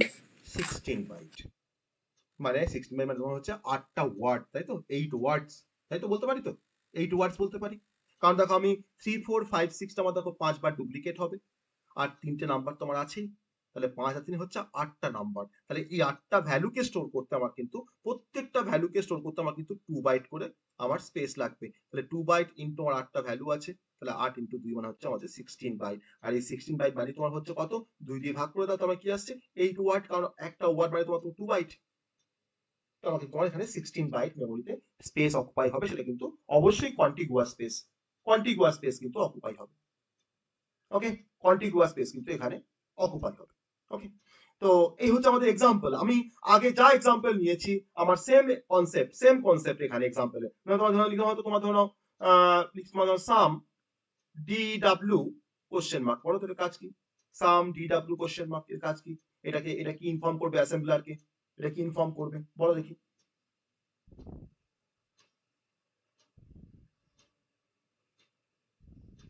বলো কি ইনফর্ম করবে? সাম ডিডব্লিউ কোশ্চেন মার্ক। দেখি এত সময় লাগছে কেন? সাম ডিডব্লিউ কোশ্চেন মার্ক এত সময় লাগছে এটা বলতে? এটা অ্যাসেম্বলারকে কি ইনফর্ম করবে? স্যার 2 বাইট স্পেস হবে। 2 বাইট স্পেস অকুপাই করবে কার জন্য? জিজ্ঞাসা চিহ্নের জন্য সাম বলে একটা ভেরিয়েবল ক্রিয়েট হবে। তাহলে সাম বলে একটা ভেরিয়েবল ক্রিয়েট হবে মেমোরিতে, তার সাইজটা হচ্ছে 2 বাইট, কারণ এটা ওয়ার্ড টাইপের ভেরিয়েবল, ডিডব্লিউ করা আছে, তার স্পেসটা তোমার হচ্ছে 2 বাইট, তার স্পেস, আর তার মধ্যে ইনিশিয়াল ভ্যালু কি থাকবে? জিজ্ঞাসা চিহ্ন। জিজ্ঞাসা চিহ্ন কোনো ইনিশিয়াল ভ্যালু নয়, জিজ্ঞাসা চিহ্ন মানে হচ্ছে যে তার ভ্যালু তুমি কিছু জানো না, তাই ফাঁকা থাকবে। তার ফাঁকা থাকবে, ব্ল্যাঙ্ক থাকবে, নট ইনিশিয়ালাইজড, কোনো ভ্যালু দিয়ে ইনিশিয়ালাইজ থাকবে না, তার মানে কোশ্চেন মার্ক, নট ইনিশিয়ালাইজড, ওকে, বা নট নোন, তুমি জানো না তার ইনিশিয়াল ভ্যালু কি, তুমি পরে হয়তো অ্যাসাইন করবে তার মধ্যে, okay, that is a some DW question mark. আমার বাকি যা এক্সাম্পল সব কিন্তু আমার এর সাথে কিন্তু ডিবির সাথে কিন্তু সিমিলার, ওকে, সব কিন্তু সিমিলার। তো এটা হচ্ছে আমাদের ডিডব্লিউ ডিরেক্টিভস, ওকে, ডিডব্লিউ ডিরেক্টিভস। এরপর তোমার চলে আসবো নেক্সট ডিরেক্টিভের কনসেপ্টে, নাম্বার 4, তার নাম হচ্ছে ডি আবার ডি, ওকে, ডি মানে তো ডিফাইন, তার পরের ডিটা কি, তার পরের ডিটা কি, এটা তো মানে তো ডিফাইন হলো, তাহলে এই ডিটা কি বলো? Sir double.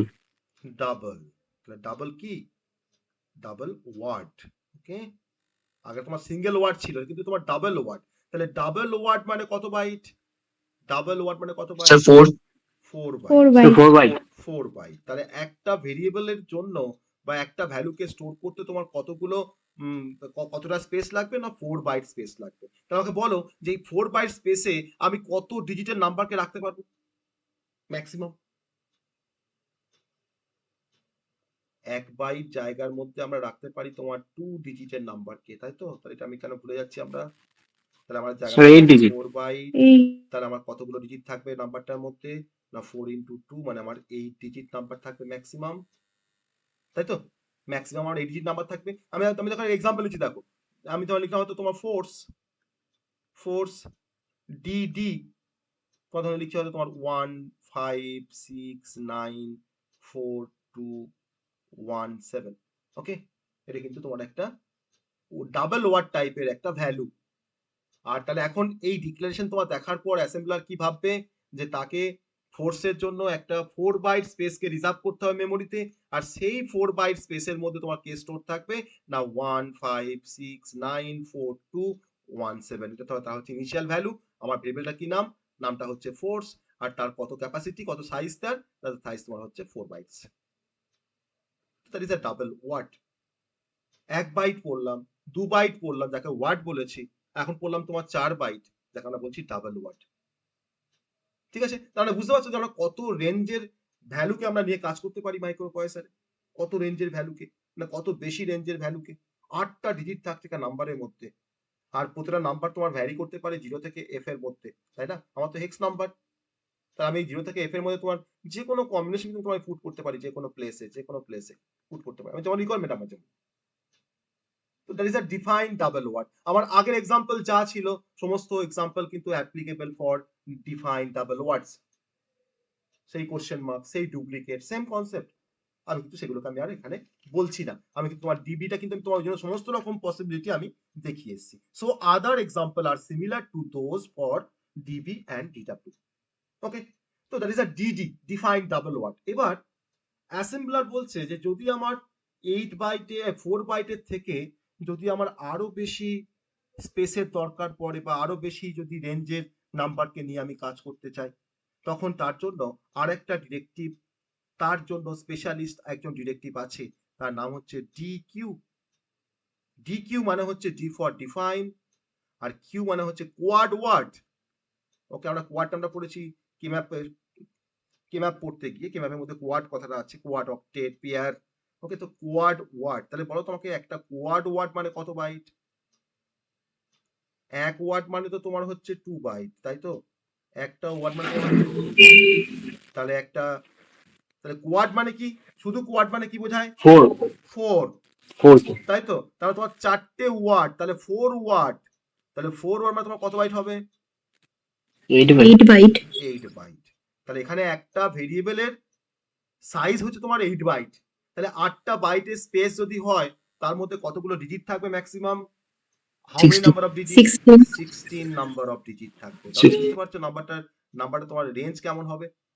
তাহলে আমার একটা ওয়ার্ড দিয়ে যদি কোনো ভেরিয়েবলকে আমরা ডিক্লেয়ার করি, তার জন্য কিন্তু মেমোরিতে 8 বাইট স্পেস অকুপাই হবে। আর সেই 8টা বাইটের মধ্যে আমরা টোটাল ম্যাক্সিমাম 16 নাম্বার অফ ডিজিটকে আমরা স্টোর করে রাখতে পারবো। মানে একটা নাম্বার 16 ডিজিটের নাম্বার। ওকে, একটা নাম্বার তার লেন্থটা হচ্ছে 16 digit. Okay, so that is a define quad word. তাহলে আমরা ডিফাইন কোয়াড ওয়ার্ড দিয়ে যদি কোনো এক্সাম্পল নিই, আমার একই syntax, name of the variable, DQ, value আর ভ্যালুজ, ধরুন আমি তোমার লিখলাম ফোর্স লিখলাম, ফোর্স ডিকিউ, তারপর তোমার 16 ডিজিটের আমাকে একটা নাম্বার লিখতে হবে এখানে, বুঝতে পারছো? লিখতে হবে 1 5 6 8 9 3 4 8 3 4 8 9 3 8 4 6 7 3 5, দেখো 16 ডিজিট নাম্বার। তাহলে এই পুরো নাম্বারটা কিন্তু তোমার স্টোর থাকবে ফোর্স ভেরিয়েবলের মধ্যে, আর যার জন্য কিন্তু মেমোরিতে তোমাকে স্পেস অকুপাই করতে হবে 8 বাইট কন্টিগুয়াস স্পেস একটা ভেরিয়েবলের জন্য। তাহলে এরকম যদি আমার 5টা নাম্বার থাকে কোনো একটা অ্যারের মধ্যে, তাহলে 5 ইন্টু 8 মানে কিন্তু 40 বাইট স্পেস কিন্তু অকুপাই হবে, ফর এক্সাম্পল। আর বাকি এক্সাম্পল সব কিন্তু আমার ডিডব্লিউ ডিবির সাথে কিন্তু সিমিলার। সেই কোশ্চেন মার্কের কনসেপ্ট, ডুপ্লিকেট কনসেপ্ট কিন্তু তোমার সবই কিন্তু সিমিলার। অ্যাসেম্বলার কিন্তু এতেও সন্তুষ্ট নয়। অ্যাসেম্বলার বলছে যে আমার আর একটু স্পেস দরকার, তখন তাকে বলা হলো যে এটাই লাস্ট, এর বেশি তুমি কিন্তু আর স্পেস পাবে না। সেটা হচ্ছে নাম্বার 6 আমাদের ডিরেক্টিভ, তার নাম হচ্ছে ডিটি। ডিটি মানে তোমার হচ্ছে ডিফাইন, আর টি ফর হচ্ছে তোমার 10 বাইটস। Okay, define 10 bytes. তাহলে এখন এখানে একটা ভেরিয়েবলের জন্য মেমোরিতে স্পেস অকুপাই হবে 10 বাইট। 10 বাইট মানে তার মধ্যে আমার টোটাল 20 ডিজিটের নাম্বার থাকবে একটা ভেরিয়েবলের মধ্যে। ওকে, তাহলে নাম্বারটা লেন্থ হবে আমার 20 digit, 20, that is a DT. Okay, তাহলে ডিটি ডিরেক্টিভ ডিফাইন করে একটা ভেরিয়েবলকে যার সাইজ হচ্ছে 10 বাইট। ওকে, তার তোমার সাইজ হচ্ছে তোমার 10 বাইট। তাহলে 10 বাইট কনজিকিউটিভ মেমোরি লোকেশন কিন্তু রিজার্ভ হবে ওই একটা ভেরিয়েবলের জন্য। আমি তার সিনট্যাক্স লিখতে পারি একই রকম ভাবে, ধরো লিখতাম হয়তো নাম্বার, ফার্স্টে ভেরিয়েবল নেম, তারপরে হচ্ছে আমার ডিটি ডিরেক্টিভ, তারপরে হচ্ছে আমাদের ফাইনাল ভ্যালু আর ভ্যালুজ।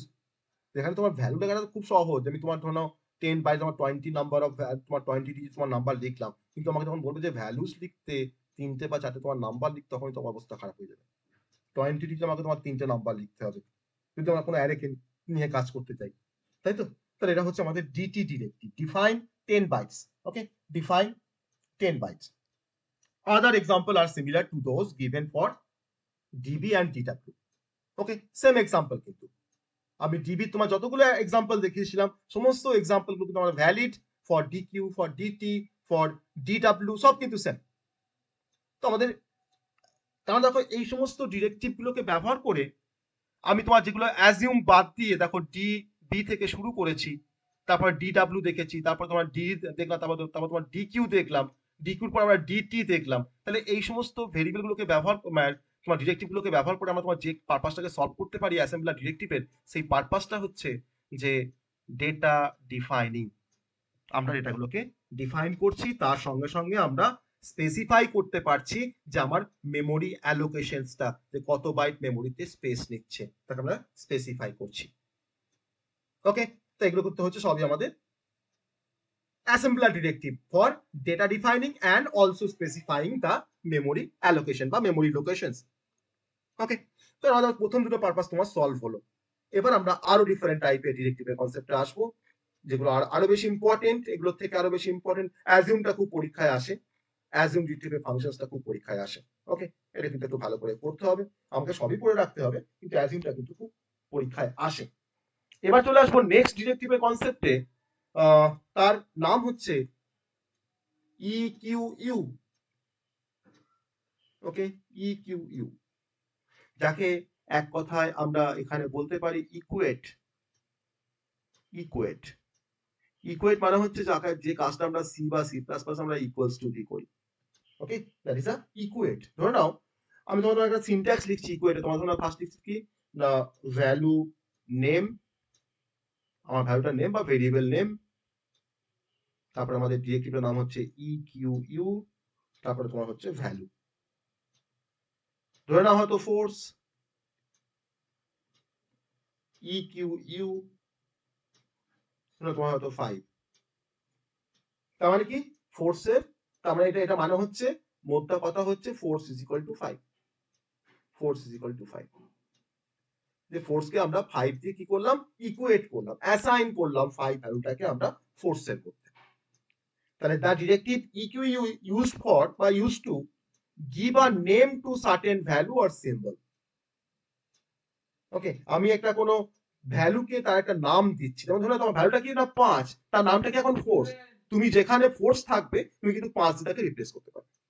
ঠিক আছে, বেশ, আমরা এরপর নেক্সট ডিরেক্টিভে আসবো। এটাকে দেখো, আমি 10 সেকেন্ডের একটা ব্রেক নিচ্ছি, 10 সেকেন্ডে আসি।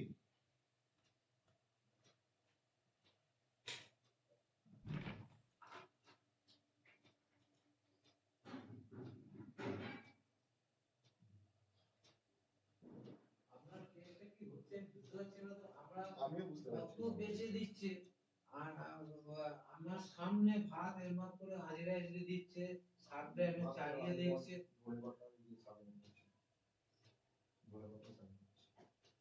এত এ করে দিচ্ছে, কিছু না কিছু হচ্ছে না, তো কেসটা তো হয় না।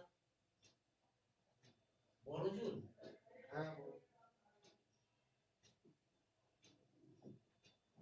ঝাড় দিয়ে এ দিয়ে ভালো পরিষ্কার করে তারপর ভাত বাড়া হয় আমার।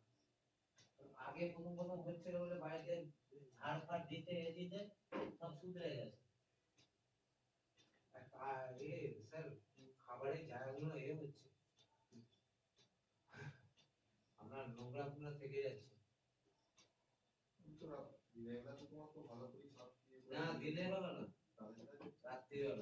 রাত্রিবেলা যে খাবারের রুটির এইগুলো দিচ্ছি, ওইগুলোতে তেল মেল সব ঝোলের সব থেকে যাচ্ছে, ছোট ছোট এমন চুল পাচ্ছে। আমি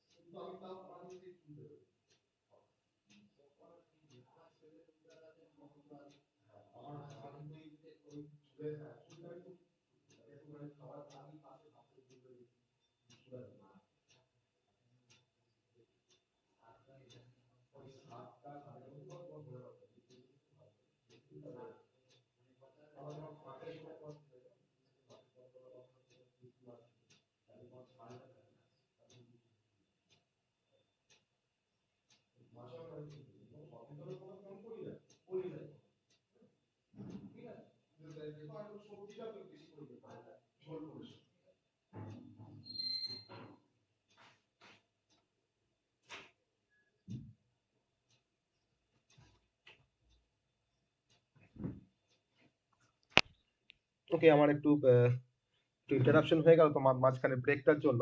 সবাই আছো তো লাইনে? না সবাই লেট করে গেছো? সবাই লাইনে আছো তো? হ্যাঁ আছে আছে হ্যাঁ হ্যাঁ স্যার। আসলে ওই খাবার দিতে আসে তো এই টাইমটাই, ওই জন্য একটু, যাই হোক। তো আমরা তাহলে ইকুয়েটের কাজটা সবাই বুঝতে পেরেছো? ইকুয়েট কি কাজ করছে? ইকুয়েট, হ্যাঁ, আমরা ইকুয়েট করছি বা কোনো ভ্যালুকে অ্যাসাইন করছি কোনো ভেরিয়েবলের মধ্যে। That is equate. আমি এটা নিয়ে আর বেশি কিছু আমি এটাকে নিয়ে আর বলছি না, কারণ এটা আর কিছু নেই অ্যাকচুয়ালি। এরপরে তোমার একটা কনসেপ্টে তোমার চলে আসবো, সেটা হচ্ছে যে এন্ড বলে তোমার ডিরেক্টিভ আছে, এন্ড ডিরেক্টিভ, ইএনডি। নামটা শুনেই বুঝতে পারছি যে এন্ড ডিরেক্টিভ তোমার কাজ হচ্ছে কোনো প্রোগ্রামকে যখন আমরা এন্ড করতে চাইবো, এন্ড অফ দ্য প্রোগ্রাম, কোনো প্রোগ্রামকে এন্ড করার জন্য আমরা প্রোগ্রামের লাস্টে তোমার 8086 মাইক্রোপ্রসেসর আমরা কি দিই না, আমরা এখানে হল্ট বলে একটা ইনস্ট্রাকশন লিখি, তাই না? যদি কোনো ডিরেক্টিভ দিয়ে আমাকে কোনো প্রোগ্রামকে শেষ করতে মানে বোঝাতে হয় অ্যাসেম্বলারকে, তখন কিন্তু আমরা ইউজ করব end directive, end of the program. Okay, তাহলে this directive end inform assembler the end of a program module. যে আমার একটা প্রোগ্রাম মডিউল ছিল, আমার সেই প্রোগ্রাম মডিউলটা তোমার শেষ হয়ে গেছে। তাহলে আমার প্রোগ্রাম মডিউলের যে লাস্ট স্টেটমেন্ট, সেই লাস্ট স্টেটমেন্টের পরে কিন্তু আমরা লিখবো এন্ড। তাহলে আমার কিন্তু এরপরে আর কোনো স্টেটমেন্ট নেই, এরপরে কিন্তু আমার কোনো আর স্টেটমেন্ট নেই। That is the purpose of end directive. Okay, end directive. তো এই এন্ড দিয়ে অনেকগুলো ডিরেক্টিভ আছে, যেমন ধরো এন্ড পি একটা ডিরেক্টিভের নাম আছে, এন্ড পি। এন্ড পি মানে হচ্ছে end of the procedure. End M বলে আরেকটা ডিরেক্টিভ আছে, তার নাম হচ্ছে এন্ড অফ দ্য ম্যাক্রো।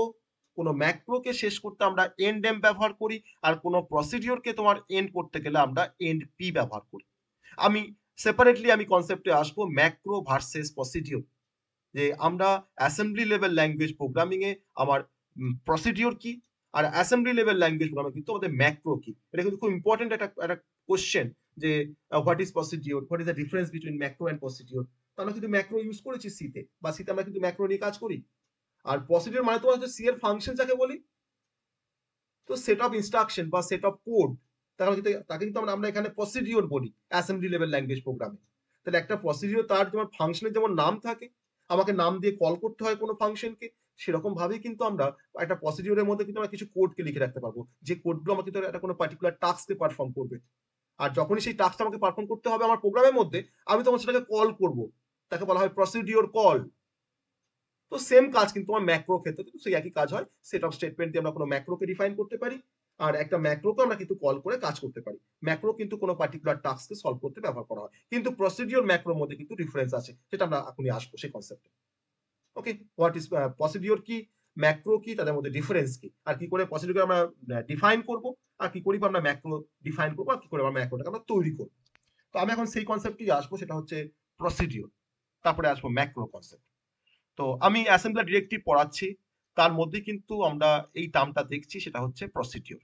ওকে, কারণ যেহেতু আমাদের প্রসিডিওর তার মানে অ্যাসোসিয়েটেড কিছু আমাদের অ্যাসেম্বলার ডিরেক্টিভ আছে, অর্থাৎ প্রসিডিওর না জানলে কিন্তু সেই ডিরেক্টিভগুলো আমরা বুঝতে পারবো না কি কাজ করছে। ওকে, তার জন্য কিন্তু আমাদের প্রসিডিওরটা আমরা পড়ছি। আর এই প্রসিডিওর ডিরেক্টিভের সাথে মানে আমাদের প্রসিডিওর কনসেপ্টের সাথে তোমার দুটো ডিরেক্টিভ খুবই কাজ করে, দুটো খুব অ্যাসোসিয়েটেড। সেটা একটা হচ্ছে যে পিআরওসি ডিরেক্টিভ, আর তোমার হচ্ছে আমাদের এন্ড পি ডিরেক্টিভ। আমি তো এনপি বললাম যে কোনো প্রসিডিওরকে তোমার শেষ করতে এনপি ব্যবহার করা হয়, আর কোনো প্রসিডিওরকে তোমার স্টার্ট করতে গেলে আমাকে পিআরওসি ডিরেক্টিভ ব্যবহার করতে হয়। তো কি জিনিসটা আমরা একটু বলি, যে যাকে আমরা সিতে ফাংশন বলতাম, সেটা কিন্তু আমাদের মাইক্রোপ্রসেসরের প্রসিডিওর বা অ্যাসেম্বলি লেভেল ল্যাঙ্গুয়েজের প্রসিডিওর। তো একটা প্রসিডিওর বেসিক্যালি তোমার কন্টেন্ট করে কিছু ব্লক অফ কোডকে। আমার এখানে কিছু ব্লক অফ কোড থাকে, কিছু সেট অফ ইনস্ট্রাকশনস থাকে, যে সেট অফ ইনস্ট্রাকশনসটা একটা কোনো পার্টিকুলার টাস্ককে সলভ করতে ব্যবহার করা হয়। ওকে, কোনো পার্টিকুলার টাস্ককে সলভ করতে আমরা প্রসিডিওর ব্যবহার করি। এবার কেমন করে আমি ডিফাইন করব প্রসিডিওরকে, না প্রসিডিওর তোমার ডিফাইন করার যে সিনট্যাক্সটা, সেটা হচ্ছে যে আমাকে ফার্স্টে একটা প্রসিডিওরের নাম, ধরুন আমি একটা নাম দিচ্ছি, প্রসিডিওরটার নাম দিলাম হয়তো অ্যাডিশন, সাপোজ একটা প্রসিডিওরের নাম দিলাম অ্যাডিশন। দেন এটা যে প্রসিডিওর, আমাকে তো বলতে হবে অ্যাসেম্বলারকে যেটা প্রসিডিওর, তার জন্য আমি একটা অ্যাসেম্বলার ডিরেক্টিভ ব্যবহার করছি, তার নাম হচ্ছে পিআরওসি। যখনই দেখবে যে অ্যাডিশনের পর পিআরওসি আছে, তখন কিন্তু অ্যাসেম্বলার বুঝতে পারবে যে অ্যাডিশন নামে তার মানে একটা প্রসিডিওরকে ডিফাইন করা হচ্ছে বা ডিফাইন করা হবে। আর তার পাশে আমার প্রসিডিওরটা কোন টাইপের প্রসিডিওর আমাকে মেনশন করতে হয়। তো আমাদের দু রকম টাইপের প্রসিডিওর হয়, একটা হচ্ছে নেয়ার প্রসিডিওর, আর একটা হচ্ছে ফার প্রসিডিওর। আমরা আসবো what is near procedure, what is far procedure. পরীক্ষা ডিফারেন্স আসে যে what is the difference between near procedure and far procedure. তাহলে আমি একটা প্রসিডিওরকে ডিফাইন করার জন্য ফার্স্টে কি দিলাম, একটা প্রসিডিওরের নাম দিলাম, তারপর পিআরওসি একটা ডিরেক্টিভের নাম লিখলাম, এটা কিন্তু তোমার ডিরেক্টিভের নাম, আর এটা কিন্তু হচ্ছে তোমার প্রসিডিওরের নাম। আর তারপর আমাকে টাইপস অফ প্রসিডিওর আমাকে মেনশন করতে হয়, সেটা নেয়ার প্রসিডিওর না সেটা ফার প্রসিডিওর। কাকে নেয়ার বলা হয়, কাকে ফার বলা, আমি আসবো সেই কনসেপ্টে, আমরা এখনই বলবো। দেন আমাকে এবার প্রসিডিওরের মধ্যে আমার যে ইনস্ট্রাকশনস থাকবে আমি সেই ইনস্ট্রাকশন গুলোকে লিখলাম। তাহলে বডি অফ দা ফাংশন যাকে বলতাম সিতে, আমরা এটা হচ্ছে বডি অফ দা প্রসিডিওর। আমার নামটা কি আছে, অ্যাডিশন। তাহলে অ্যাডিশন করতে গেলে আমার তোমার যে কোডটা লেখা দরকার আমি সেই কোডটা ধরে লিখেছি, ধরে লিখলাম আমার তো মুভ এক্স কমা 1 2 3 4, ওকে, মুভ bx কমা 2 3 4 5 2 3 4 5, add x কমা bx, add x কমা bx, ওকে। তারপর তোমার ধরো আমার ধরো কোডটা তোমার কমপ্লিট হয়ে গেল, এটা আমার ধরো তার বডি অফ দা প্রসিডিওর। আর লাস্টে আমাকে আবার শেষ করতে হবে প্রসিডিওরটাকে। সিতে যেমন তোমার ধরো যখন কোনো ফাংশন আমরা ডিফাইন করি, আমি ধরো কার্লি ব্রেসেস দিয়ে শুরু করি ফাংশনটা ডেফিনেশনস, আবার কি দিয়ে শেষ করি না আবার কার্লি ব্রেসেস দিয়ে শেষ করি। তো আমাকে শেষ করতে গেলে তোমাকে আমার লিখতে হবে তখন এন্ড পি। কিন্তু আমি কোন প্রসিডিওরটাকে তোমার শেষ করছি তাকে ইন্ডিকেট করার জন্য আমাকে লিখতে হবে সেই এনপি লেখার আগে সেই প্রসিডিওরটা আমাকে নাম লিখতে হবে, আমি কাকে তোমার শেষ করছি না আমি অ্যাডিশন যে প্রসিডিওরটাকে ডিফাইন করা শুরু করেছিলাম আমি তাকে শেষ করছি, অর্থাৎ অ্যাডিশন এনপি। তাহলে আমার এই পয়েন্ট যখন দেখবে বা আমার এনপি যখন দেখবে, অ্যাসেম্বলার যখন দেখবে এটাকে, তখন সে কিন্তু বুঝবে যে প্রসিডিওরটা ডেফিনেশনসটা এখানে কমপ্লিট হয়ে গেছে। তাহলে এরকম ভাবে কিন্তু আমরা কোনো প্রসিডিওরকে আমরা ডিফাইন করতে পারি বা ক্রিয়েট করতে পারি অ্যাসেম্বলি লেভেল ল্যাঙ্গুয়েজ প্রোগ্রামিং এ বা 8086 মাইক্রোপ্রসেসরের প্রোগ্রামিং করতে কি।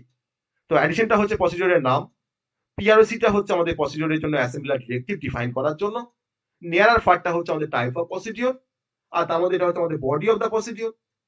আর আমাকে শেষ করতে হবে কোনো প্রসিডিওরকে এনপি দিয়ে, আমি কি লিখছি অ্যাডিশন এনপি। তাহলে আমরা এখানে তোমার দুটো ডিরেক্টিভের কথা জানলাম, একটা হচ্ছে তোমার পিআরওসি ডিরেক্টিভ আর একটা তোমার হচ্ছে এনপি ডিরেক্টিভ, ওকে। তাহলে এবার আমরা তোমার জানবো যে নেয়ার প্রসিডিওর আর ফার প্রসিডিওর বলতে কি বোঝায়। ধরে নাও আমার ধরে নাও একটা সেগমেন্ট অফ মেমোরি আছে, আমার ধরে একটা সেগমেন্ট অফ মেমোরি, ধরে নাও এটা তোমার ধরে কোড সেগমেন্ট। সাপোজ আমাদের তো মেইনলি তোমার 4টে সেগমেন্ট থাকে 8086 মাইক্রোপ্রসেসরে, ধরে নাও তোমার এটা ধরে কোড সেগমেন্ট। কোড সেগমেন্ট মেমোরির একটা পোর্শন, 64 কেবির একটা পোর্শন মেমোরি, 64 কেবির একটা স্পেস। এই কোড সেগমেন্টের মধ্যে ধরে নাও আমার এখানে একটা অ্যাড বলে একটা প্রসিডিওরকে ডিফাইন করা আছে, অ্যাড পিআরওসি নেয়ার, তারপর কোড আছে, তারপর লাস্টে তোমার শেষ করা আছে অ্যাড এনপি, এনপি। দেন আবার ধরো কিছু কোড আছে, তারপর তোমার ধরো এখানে তোমার কল করা হচ্ছে অ্যাড প্রসিডিওরটাকে, অ্যাডকে আমি কল করেছি বাই নেম, যেমন করে আমরা কোনো ফাংশনকে কল করি বাই নেম, আমি কল করেছি।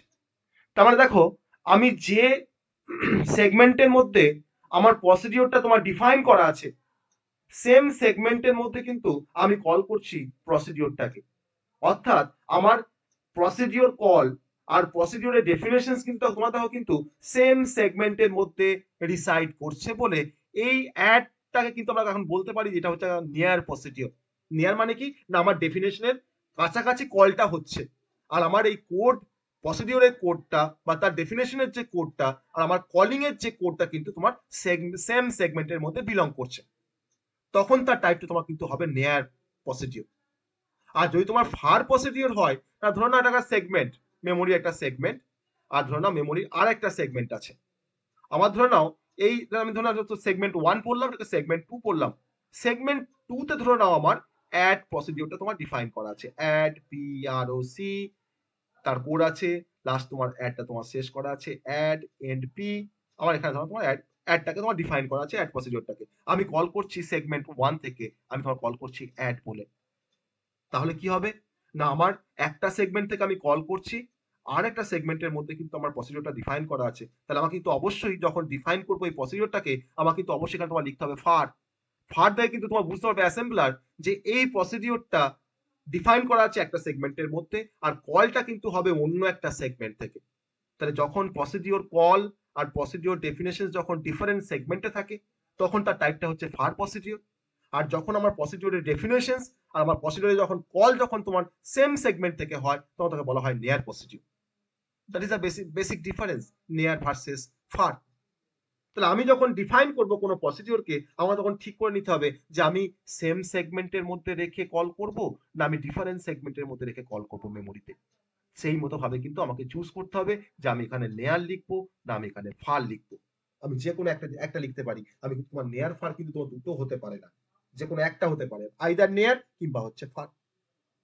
ওকে, ক্লিয়ার হয়েছে যে what is procedure, how to declare the procedure, okay, আর what is the difference between near and far, আর what is the purpose of PROC directive and what are the purpose of ENDP directive.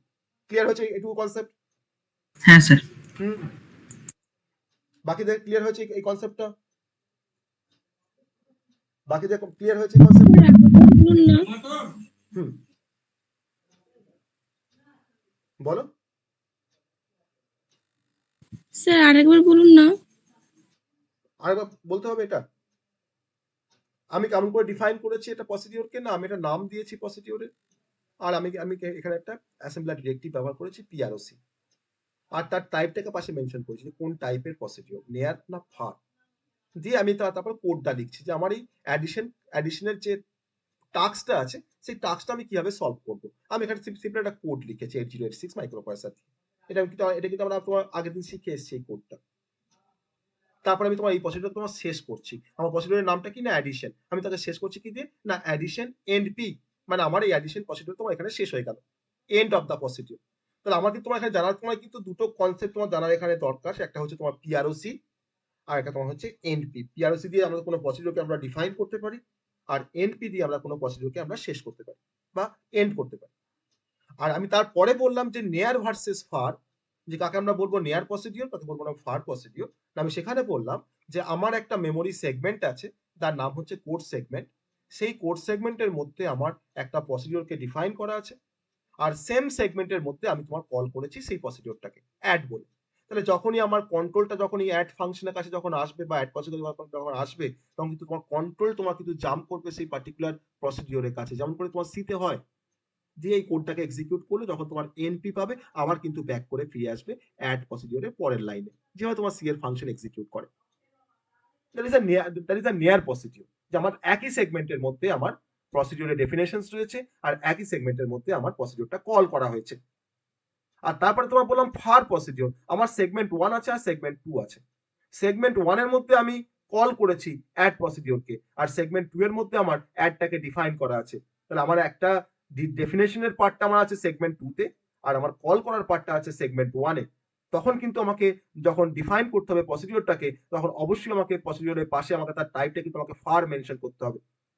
মানে আমার segment 1 থেকে বা call করার place থেকে কিন্তু একটু দূরে আছে আমার প্রসিডিওরের ডেফিনেশনসটা, বলে কিন্তু নামটা হচ্ছে ফার। আর কেন নেয়ার বলেছি, না সেম সেগমেন্টের মধ্যে আছে বলে বলেছি নেয়ার। ওকে, এটা হচ্ছে আমাদের নেয়ার আর ফার প্রসিডিওর, আর কিছু না। তুমি জানবে এখান থেকে জাস্ট এনপি কনসেপ্ট, আর তোমার হচ্ছে এখানে আমার পিআরওসি ডিরেক্টিভের কনসেপ্ট, এইটুকু তোমার আমাদের দু রকমের ডিরেক্টিভ ছিল। এবার প্রসিডিওর তো আমরা তোমার জানলাম, এবার তার মধ্যে কিন্তু আরো অনেক অ্যাসপেক্ট আছে, আমি তো অত ডিটেলস তোমার ঢুকছি না ওই অ্যাসপেক্টের কনসেপ্টে। জাস্ট আমরা প্রসিডিওর কি জানলাম, তার ডিফারেন্ট টাইপ জানলাম, আর কিভাবে কাজ করে প্রসিডিওর। তাহলে আমার ফাংশন তোমার যেভাবে এক্সিকিউট হয়, আমার কিন্তু একটা প্রসিডিওর তোমার কিন্তু সেই একইভাবেই এক্সিকিউট হয়, কন্ট্রোল যাওয়া আসা করে, কন্ট্রোল ট্রান্সফার হয়, ঠিক আছে, কোড কিন্তু রিপ্লেস হয় না, কন্ট্রোল ট্রান্সফার হয়।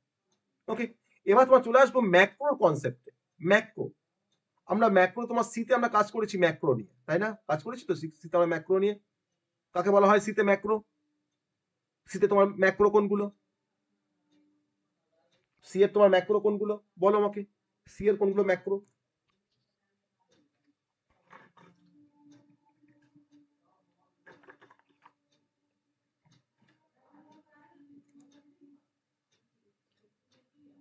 কেউ বলতে পারছে না। সি এর ম্যাক্রো কোনগুলো?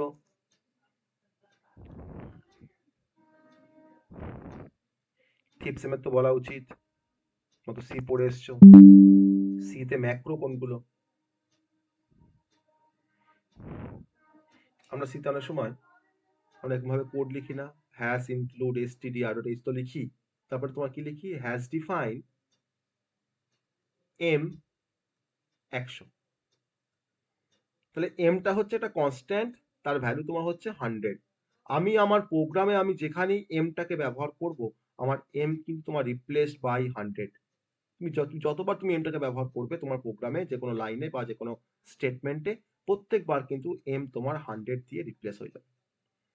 তাহলে এখানে তোমার কিন্তু কল হচ্ছে না ম্যাক্রোটা, কিন্তু কি হচ্ছে না, আমার ম্যাক্রো কল করছি, আমি এম দিয়ে আমি কল করছি, কিন্তু আমার ম্যাক্রো যখন কল হয় তখন কিন্তু কন্ট্রোল তোমার কিন্তু এখানে ট্রান্সফার হচ্ছে না। সেই ম্যাক্রো নামের এগেনস্টে আমার তার যেটা তোমার ভ্যালু আছে, তোমার তখন সেই পার্টিকুলার ভ্যালু তোমার কিন্তু তখন রিপ্লেস হয়ে যাচ্ছে বা সাবস্টিটিউট হয়ে যাচ্ছে বা ইনকর্পোরেট হয়ে যাচ্ছে। তুমি যতবার তুমি কল করবে প্রত্যেকবার কিন্তু এম সমান কিন্তু 100, এম সমান কিন্তু 100। তো এরকম ডিফারেন্ট টাইপের ম্যাক্রো হতে পারে আমাদের সিতে, মানে সিতে এটা অ্যাকচুয়ালি তোমার সি এর যে প্রিপয়েসার ডিরেক্টিভ আছে তার একটা কন্টেন্ট।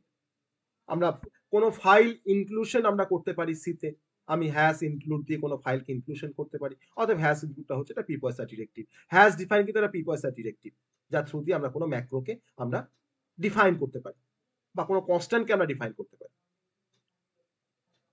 তো সেরকম আমাদের মাইক্রোপ্রসেসরে কিন্তু তোমাদের ম্যাক্রো আছে। ম্যাক্রো কিন্তু তোমার সিকোয়েন্স অফ স্টেটমেন্ট বা ব্লক অফ কোড আমার প্রসিডিউরের মতনই।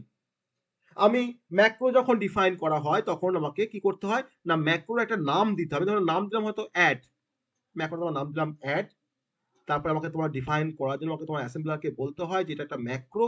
আমি তোমার দেখো ম্যাক্রো বলে একটা অ্যাসেম্বলার ডিরেক্টিভ ব্যবহার করলাম। আর তারপরে ধরুন আমার এবার তোমাকে আমাকে কোডটা লিখতে হবে, ম্যাক্রোর কোডটা, যে আমি অ্যাড এগেন্স্ট তোমার কিভাবে কাজ করছি। ধরো মুভ এক্স কমা 1 2 3 4, মুভ বিএক্স কমা 2 3 4 5, অ্যাড এক্স কমা বিএক্স, আমি তার কোডটা লিখলাম, বডি অফ দ্য ম্যাক্রো বা ম্যাক্রো ইনস্ট্রাকশন। তারপরে আমাকে এটাকে শেষ করতে হবে, ম্যাক্রোটা কি দিয়ে শেষ করবো না, আমাকে শেষ করতে হবে by using end M directive. তাহলে এই ম্যাক্রো শিখতে গেলে আমরা তোমার দুটো ডিরেক্টিভ আমাদের কাজে লাগে, একটা তোমার হচ্ছে ম্যাক্রো ডিরেক্টিভ আর একটা তোমার নাম হচ্ছে end M directive. Macro directive দিয়ে আমরা কোনো ম্যাক্রোকে ডিফাইন করতে পারি, আর এন্ড এম ডিরেক্টিভ দিয়ে আমরা কোনো ম্যাক্রোকে আমরা এন্ড করতে পারি। আর আমার ম্যাক্রোটার নাম কি না অ্যাড, তার নামটা হচ্ছে অ্যাড। এবার ধরো না হয়তো আমার ধরো এই ম্যাক্রোর মধ্যে ধরো তোমার 3 লাইনে তোমার ধরো কোড আছে, 3 লাইনে তোমার ধরো কোড আছে। এবার ধরো আমার ধরো মেন প্রোগ্রামে আমি এই ম্যাক্রোটাকে তোমার 3বার কল করেছি, সাপোজ ধরুন আমি এখানে কল করেছি, প্রথমেই কল করেছি অ্যাড, তাও ধরো আমার কিছু স্টেটমেন্ট আছে, আমি ধরো আবার কল করেছি অ্যাড ম্যাক্রোকে, আমি ধরো আবার কল করেছি অ্যাড ম্যাক্রোকে, আমি 3বার কল করেছি। এবার এই কোডটা যখন আমার ইভালিউট হবে বা কোডে যখন তোমার আমার অ্যাসেম্বল হবে, তখন কিন্তু এই দেখো আমি 3বার কল করেছি অ্যাড ম্যাক্রোটাকে, এই 3বার যে কলটা করেছি এই প্রত্যেকবার কলের জন্য কিন্তু এই অ্যাড ম্যাক্রোর মধ্যে আমার যত লাইনের কোড থাকবে তত লাইন কিন্তু তোমার এই অ্যাড ম্যাক্রো দ্বারা কিন্তু তোমার রিপ্লেস হবে সেই নাম্বার অফ লাইনস দিয়ে।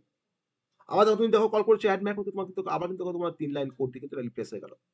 আবার যখন তুমি কল করছো অ্যাড ম্যাক্রোকে, আবার তোমার 3 লাইন কোড দিয়ে কিন্তু রিপ্লেস হয়ে গেল। তাহলে আগের আমার কোডের সাইজটা আর এখন ম্যাক্রোটা তোমার আমার ইনক্লুড করার পর আমার কিন্তু কোডটা কিন্তু আমার এক্সপ্যান্ড করে গেছে, দেখে বলা হয় এক্সপ্যান্ডেড সোর্স কোড। তাহলে ম্যাক্রো ইউজ করে তোমার কিন্তু কন্ট্রোল ট্রান্সফার হয় না, আমার কোডটা তোমার সাবস্টিটিউট হয়ে যায়। কিন্তু ইন কেস অফ ফাংশন বা ইন কেস অফ প্রসিডিওর আমার কিন্তু তোমার কল হয়, ফাংশন কল হয়, ম্যাক্রো কল, আমাদের প্রসিডিওর কল হয়, কিন্তু আমার কন্ট্রোলটা কিন্তু তোমার শিফট করে সেই পার্টিকুলার ফাংশনের কাছে বা সেই পার্টিকুলার প্রসিডিওরের কাছে। কিন্তু ইন কেস অফ ম্যাক্রো আমার কিন্তু কন্ট্রোল শিফট করছে না। আমি যখন কল করছি ম্যাক্রোকে তখন সেই ম্যাক্রোর মধ্যে আমার যত লাইনের কোড আছে ডিফাইন করা, সেই নাম্বার অফ লাইনস কিন্তু আমার এই ম্যাক্রো রিপ্লেসমেন্টে কিন্তু তোমার সাবস্টিটিউট হয়ে যাচ্ছে। যেমন করে তোমার এম এর জায়গায় তোমার যেমন করে 100 সাবস্টিটিউট হচ্ছিল, তেমন করে কিন্তু অ্যাড ম্যাক্রো জায়গায় কিন্তু তোমার এই 3 লাইন করে কোড তোমার কিন্তু সাবস্টিটিউট হয়ে যাচ্ছে। That is called macro substitution. Okay, তাহলে ম্যাক্রো আর প্রসিডিউরের মধ্যে তোমার ডিফারেন্স বের করতে যাই, আমরা ফার্স্টেই বলবো যে ম্যাক্রোকে ডিফাইন করার জন্য আমরা ম্যাক্রো অ্যাসেম্বলার ডিরেক্টিভ ব্যবহার করি, আর প্রসিডিউরকে তোমার ডিফাইন করতে গেলে আমরা পিআরওসি ডিরেক্টিভ ব্যবহার করি। আমরা কোনো ম্যাক্রোকে শেষ করতে পারি এন্ড এম ডিরেক্টিভ দিয়ে, আর আমরা কোনো প্রসিডিউরকে তোমার শেষ করতে পারি এন্ড পি ডিরেক্টিভ দিয়ে। ওকে,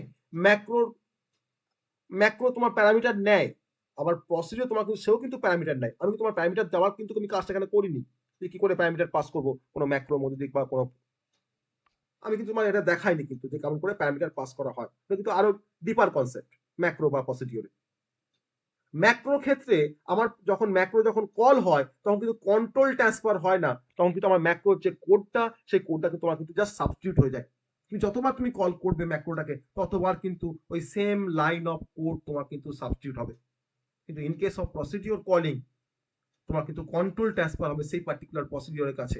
তো আমার কোডটা কিন্তু এক্সপ্যান্ড হচ্ছে না, আমার কোডে তোমার কিন্তু সাইজ তোমার কিন্তু সেম থাকছে, কিন্তু ইন কেস অফ ম্যাক্রো কিন্তু আমার কোডে তোমার সাইজ কিন্তু বেড়ে যাচ্ছে আগের থেকে। তো যখন তোমার কোডের যখন সাইজ যখন তোমার বেড়ে যাচ্ছে, আমার মেমোরি স্পেস রিকোয়ারমেন্টও বাড়বে ইন কেস অফ ম্যাক্রো। আর ইন কেস অফ প্রসিডিউর কিন্তু আমার স্পেস রিকোয়ারমেন্ট তোমার কিন্তু কমবে ম্যাক্রো থেকে। ওকে, ম্যাক্রো কিন্তু ফাস্টার। কেন ফাস্টার? না, ওই যে আমার কিন্তু কন্ট্রোল ট্রান্সফার হওয়ার কোনো ঝামেলা নেই। আর যত বেশি কন্ট্রোল ট্রান্সফার হয় ডিফারেন্ট ফাংশনের কাছে বা ডিফারেন্ট প্রসিডিউরের কাছে, তত কিন্তু তোমার সিপিইউর কিন্তু একটা বার্ডেন, একটা হেডেক। কিন্তু ইন কেস অফ ম্যাক্রো, আমার সিপিইউ তোমার কিন্তু অ্যাট এ গ্লান্স সমস্ত ইনস্ট্রাকশন গুলো কিন্তু পেয়ে যাচ্ছে পরপর। তাকে কোথাও তোমার জাম্প করতে হচ্ছে না, তাকে তোমার প্রোগ্রাম কাউন্টারকে তাকে মেনটেন করতে হচ্ছে না, তাকে তোমার স্ট্যাক পয়েন্টে তাকে তোমার কোনো খবর নিতে হচ্ছে না তার। সে কিন্তু তোমার সিম্পলি কোডগুলোকে তোমার এক্সিকিউট করছে। তো ম্যাক্রো কিন্তু অবভিয়াসলি ফাস্টার প্রসিডিউর থেকে। তো এই হচ্ছে আমাদের difference between macro and procedure.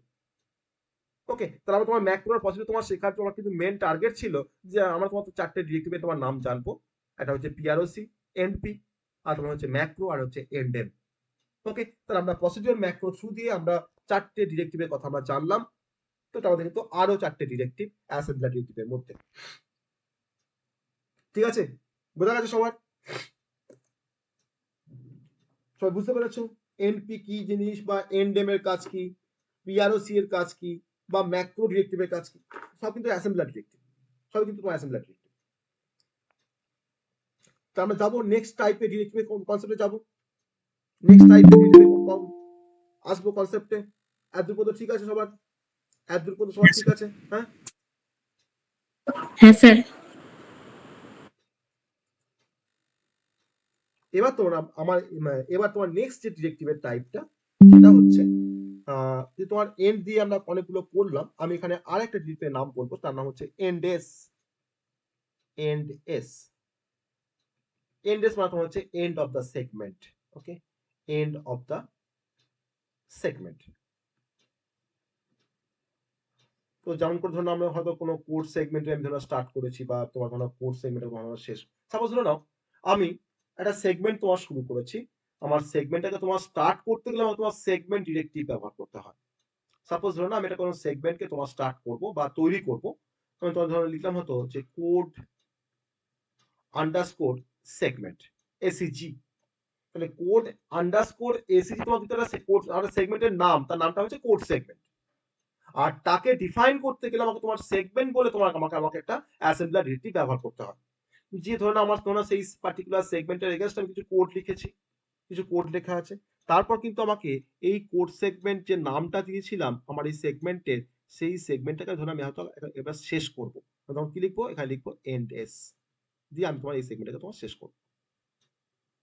তাহলে আমরা তোমার এন্ড এস পড়তে গিয়ে আমরা আরেকটা অ্যাসেম্বলার ডিরেক্টিভ তোমার নাম জানলাম, তার নামটা হচ্ছে সেগমেন্ট। তাহলে সেগমেন্ট ডিরেক্টিভ দিয়ে আমরা কোনো সেগমেন্টকে ডিফাইন করতে পারি। আর এটা হচ্ছে আমাদের নেম অফ দ্য সেগমেন্ট, তার সেগমেন্টের কি নাম, কোড সেগমেন্ট। আর এন্ড এস দিয়ে আমরা কোনো সেগমেন্টকে আমরা কি করতে পারি না, এন্ড করতে পারি বা শেষ করতে পারি এন্ড এস দিয়ে। ওকে, তা আমরা এন্ড পড়লাম, দেখো end, end P, end M, আর হচ্ছে তোমার এন্ড এস। এতগুলো তোমার কিন্তু এন্ডের কিন্তু তোমার ভ্যারিয়েশন আছে আমাদের অ্যাসেম্বলার ডিরেক্টিভের মধ্যে। তো আমি এখানে আর কিছু বলছি না, জাস্ট এন্ড এস এর কাজটা আমরা এখানে বললাম। কোনো সেগমেন্টকে ডিফাইন করতে গেলে আমরা এন্ড আমরা ইউজ করি সেগমেন্ট ডিরেক্টিভ, আর কোনো সেগমেন্টকে তোমার শেষ করতে গেলে আমরা ব্যবহার করি এন্ড এস ডিরেক্টিভ। নেক্সট টাইপের ডিরেক্টিভ কনসেপ্টে চলে আসবো এরপর, সেটা হচ্ছে include directive, INCLUDE, include directive. আমরা তোমার সিতে আমরা ইউজ করতাম হ্যাশ ইনক্লুড str.h, মানে আমি আমার প্রোগ্রামে str.h একটা হেডার ফাইল বা একটা এক্সটার্নাল ফাইল, যে ফাইলটাকে আমি আমার প্রোগ্রামের মধ্যে ইনক্লুড করছি বা ইনকর্পোরেট করছি। তো সেরকম আমরা অ্যাসেম্বলি লেভেল ল্যাঙ্গুয়েজে আমি ধরে নাও আমার ধরে কোনো ফাইল আছে, কোনো একটা ফাইল, তার নাম ধরে নাও হয়তো, ফাইল তোমার নাম ধরে নাও হয়তো সি বা control.tmp, একটা টেম্পোরারি ফাইল ধরে নাও control.tmp, টেম্প ফাইল। এর মধ্যে আমার কিছু কোড আছে, অ্যাসেম্বলি কোনো কোড আছে, এটা একটা এক্সটার্নাল ফাইল। আমি চাইছি যে আমার প্রোগ্রামের মধ্যে আমি এই ফাইলটাকে ইনক্লুড করে কাজ করব। হয়তো ধরে নাও একটা কোনো ফাংশনকে ডিফাইন করা আছে হয়তো control.tmp এর মধ্যে, আমি সেই ফাংশন হয়তো কল করবো আমার প্রোগ্রামের মধ্যে, বলে আমাকে এই ফাইলটাকে ইনক্লুড করতে হবে। তার জন্য আমরা কি কি স্টেটমেন্ট লিখবো না আমার কোডে তোমার প্রথমে তোমার লিখবো ইনক্লুড আমার ফাইলের নাম কি control dot tmp, এটা হচ্ছে তার এক্সটেনশন .tmp। তো এরকম ভাবে আমরা কিন্তু control.tmp কে আমার কারেন্ট ডিরেক্টরি থেকে আমি ইনক্লুড করতে পারি আমার প্রোগ্রামে। তাহলে কি হবে না এখন control.tmp এর মধ্যে তোমার যতগুলো লাইনের কোড আছে সেই নাম্বার অফ লাইনস তোমার কিন্তু এখন তোমার যে প্রোগ্রাম তার সঙ্গে কিন্তু ইনকর্পোরেট হয়ে গেল বা অ্যাড হয়ে গেল। তুমি কিন্তু ইউজ করতে পারবে এখন সেই কোডগুলোকে তোমার প্রোগ্রামের মধ্যে। That is the purpose of include directive. আর এরপর আমরা করবো আর একটা ডিরেক্টিভ কনসেপ্ট, আমরা ম্যাক ORG, সব থেকে ইম্পর্টেন্ট ORG ডিরেক্টিভ, যার নাম হচ্ছে অরিজিনেট। ORG মানে হচ্ছে অরিজিনেট। ওকে, ORG মানে হচ্ছে অরিজিনেট। এই ORG ডিরেক্টিভ অ্যাসেম্বলারকে ডিরেক্ট করে বা ডিরেকশনস দেয় যে তুমি কোডটা কোন মেমোরি অ্যাড্রেস থেকে তুমি স্টার্ট করবে বা তুমি অ্যাসেম্বলি প্রসেসটা তুমি কোন অ্যাড্রেস থেকে তুমি স্টার্ট করবে। ধরে নাও আমি হয়তো লিখলাম ORG 500H, তারপর ধরো আমার ধরনের কোড আছে, তাহলে কি হবে না আমার এই যে কোডগুলো অ্যাসেম্বলি লেভেল যে কোডগুলো আছে সেই কোডগুলো কিন্তু মেমোরির 500H লোকেশন থেকে আমি তোমার লেখা স্টার্ট করেছি। যেমন করে আমরা 8086 মাইক্রো প্রসেসরে আমরা যখন কোনো কোড শুরু করি আমরা তখন ফার্স্টে কি লিখি না হাইফেন দিয়ে এ লিখি, তারপর তোমার কি লিখি না 100H বা 100 তোমার এন্টার প্রেস করি, তখন কি আসে না 073F:0100 দিয়ে আমি তোমার কোডটা লিখি। তাহলে এটা তোমার মানে হচ্ছে যে আমি আমার অ্যাসেম্বলি কোডটাকে তোমার লেখা স্টার্ট করছি বা স্টোর করা স্টার্ট করছি ফ্রম দ্য মেমোরি লোকেশন 100। মানে আমি আমার কোডটা তোমার আমি কোন অ্যাড্রেস থেকে আমরা অরিজিনেট করব বা আমি লেখা স্টার্ট করব তাকে ডিফাইন করছে ORG ডিরেক্টিভ। ওকে, তাকে তোমার ডিফাইন করছে ORG ডিরেক্টিভ। তো ORG ডিরেক্টিভ অ্যাকচুয়ালি অ্যাসেম্বলারকে ডিরেক্ট করে to set the location counter at memory address specify after the directive. না ধরে নাও আমার প্রোগ্রাম কাউন্টার বা লোকেশন কাউন্টার তার কিন্তু ভ্যালু কিন্তু তোমার এখন 500H, মানে সিপিইউ যখন এক্সিকিউট করবে কোডটাকে তখন সে কিন্তু ফার্স্টে আসবে যে লোকেশন কাউন্টারের ভ্যালু কি আছে বা প্রোগ্রাম কাউন্টারের ভ্যালু কি আছে, তোমার দেখলো 500H, তখন কিন্তু সিপিইউ তোমার ডিরেক্ট তোমার যাচ্ছে কোথায় মেমোরিতে 500H অ্যাড্রেসে গিয়ে তোমার দেখলো যে তোমার কোডগুলো রাখা আছে, তোমার প্রোগ্রামের কোডগুলো রাখা আছে, তারপর সে কিন্তু 1 বাই 1 কোডকে নিয়ে এক্সিকিউট করলো, তারপর তোমাকে একটা রেজাল্ট তোমাকে ডিসপ্লে করলো। তাহলে আমার কোডগুলোকে আমি কোন অ্যাড্রেস থেকে তোমার স্টোর করে আমি অ্যাসেম্বলি প্রসেসটাকে আমি স্টার্ট করবো, দ্যাট ইজ আ অরিজিনেট বা ORG ডিরেক্টিভের কাজ।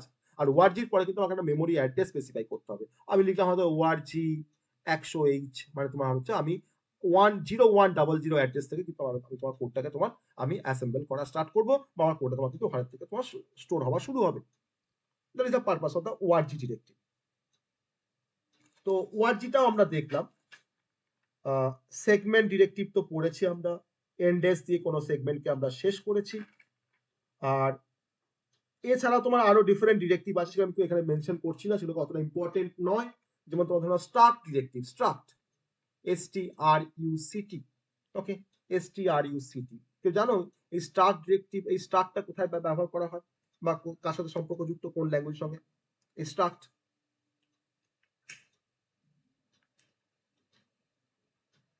কোন ল্যাঙ্গুয়েজে আমরা আমাদের স্ট্রাক্ট কিওয়ার্ড আছে কোন ল্যাঙ্গুয়েজে?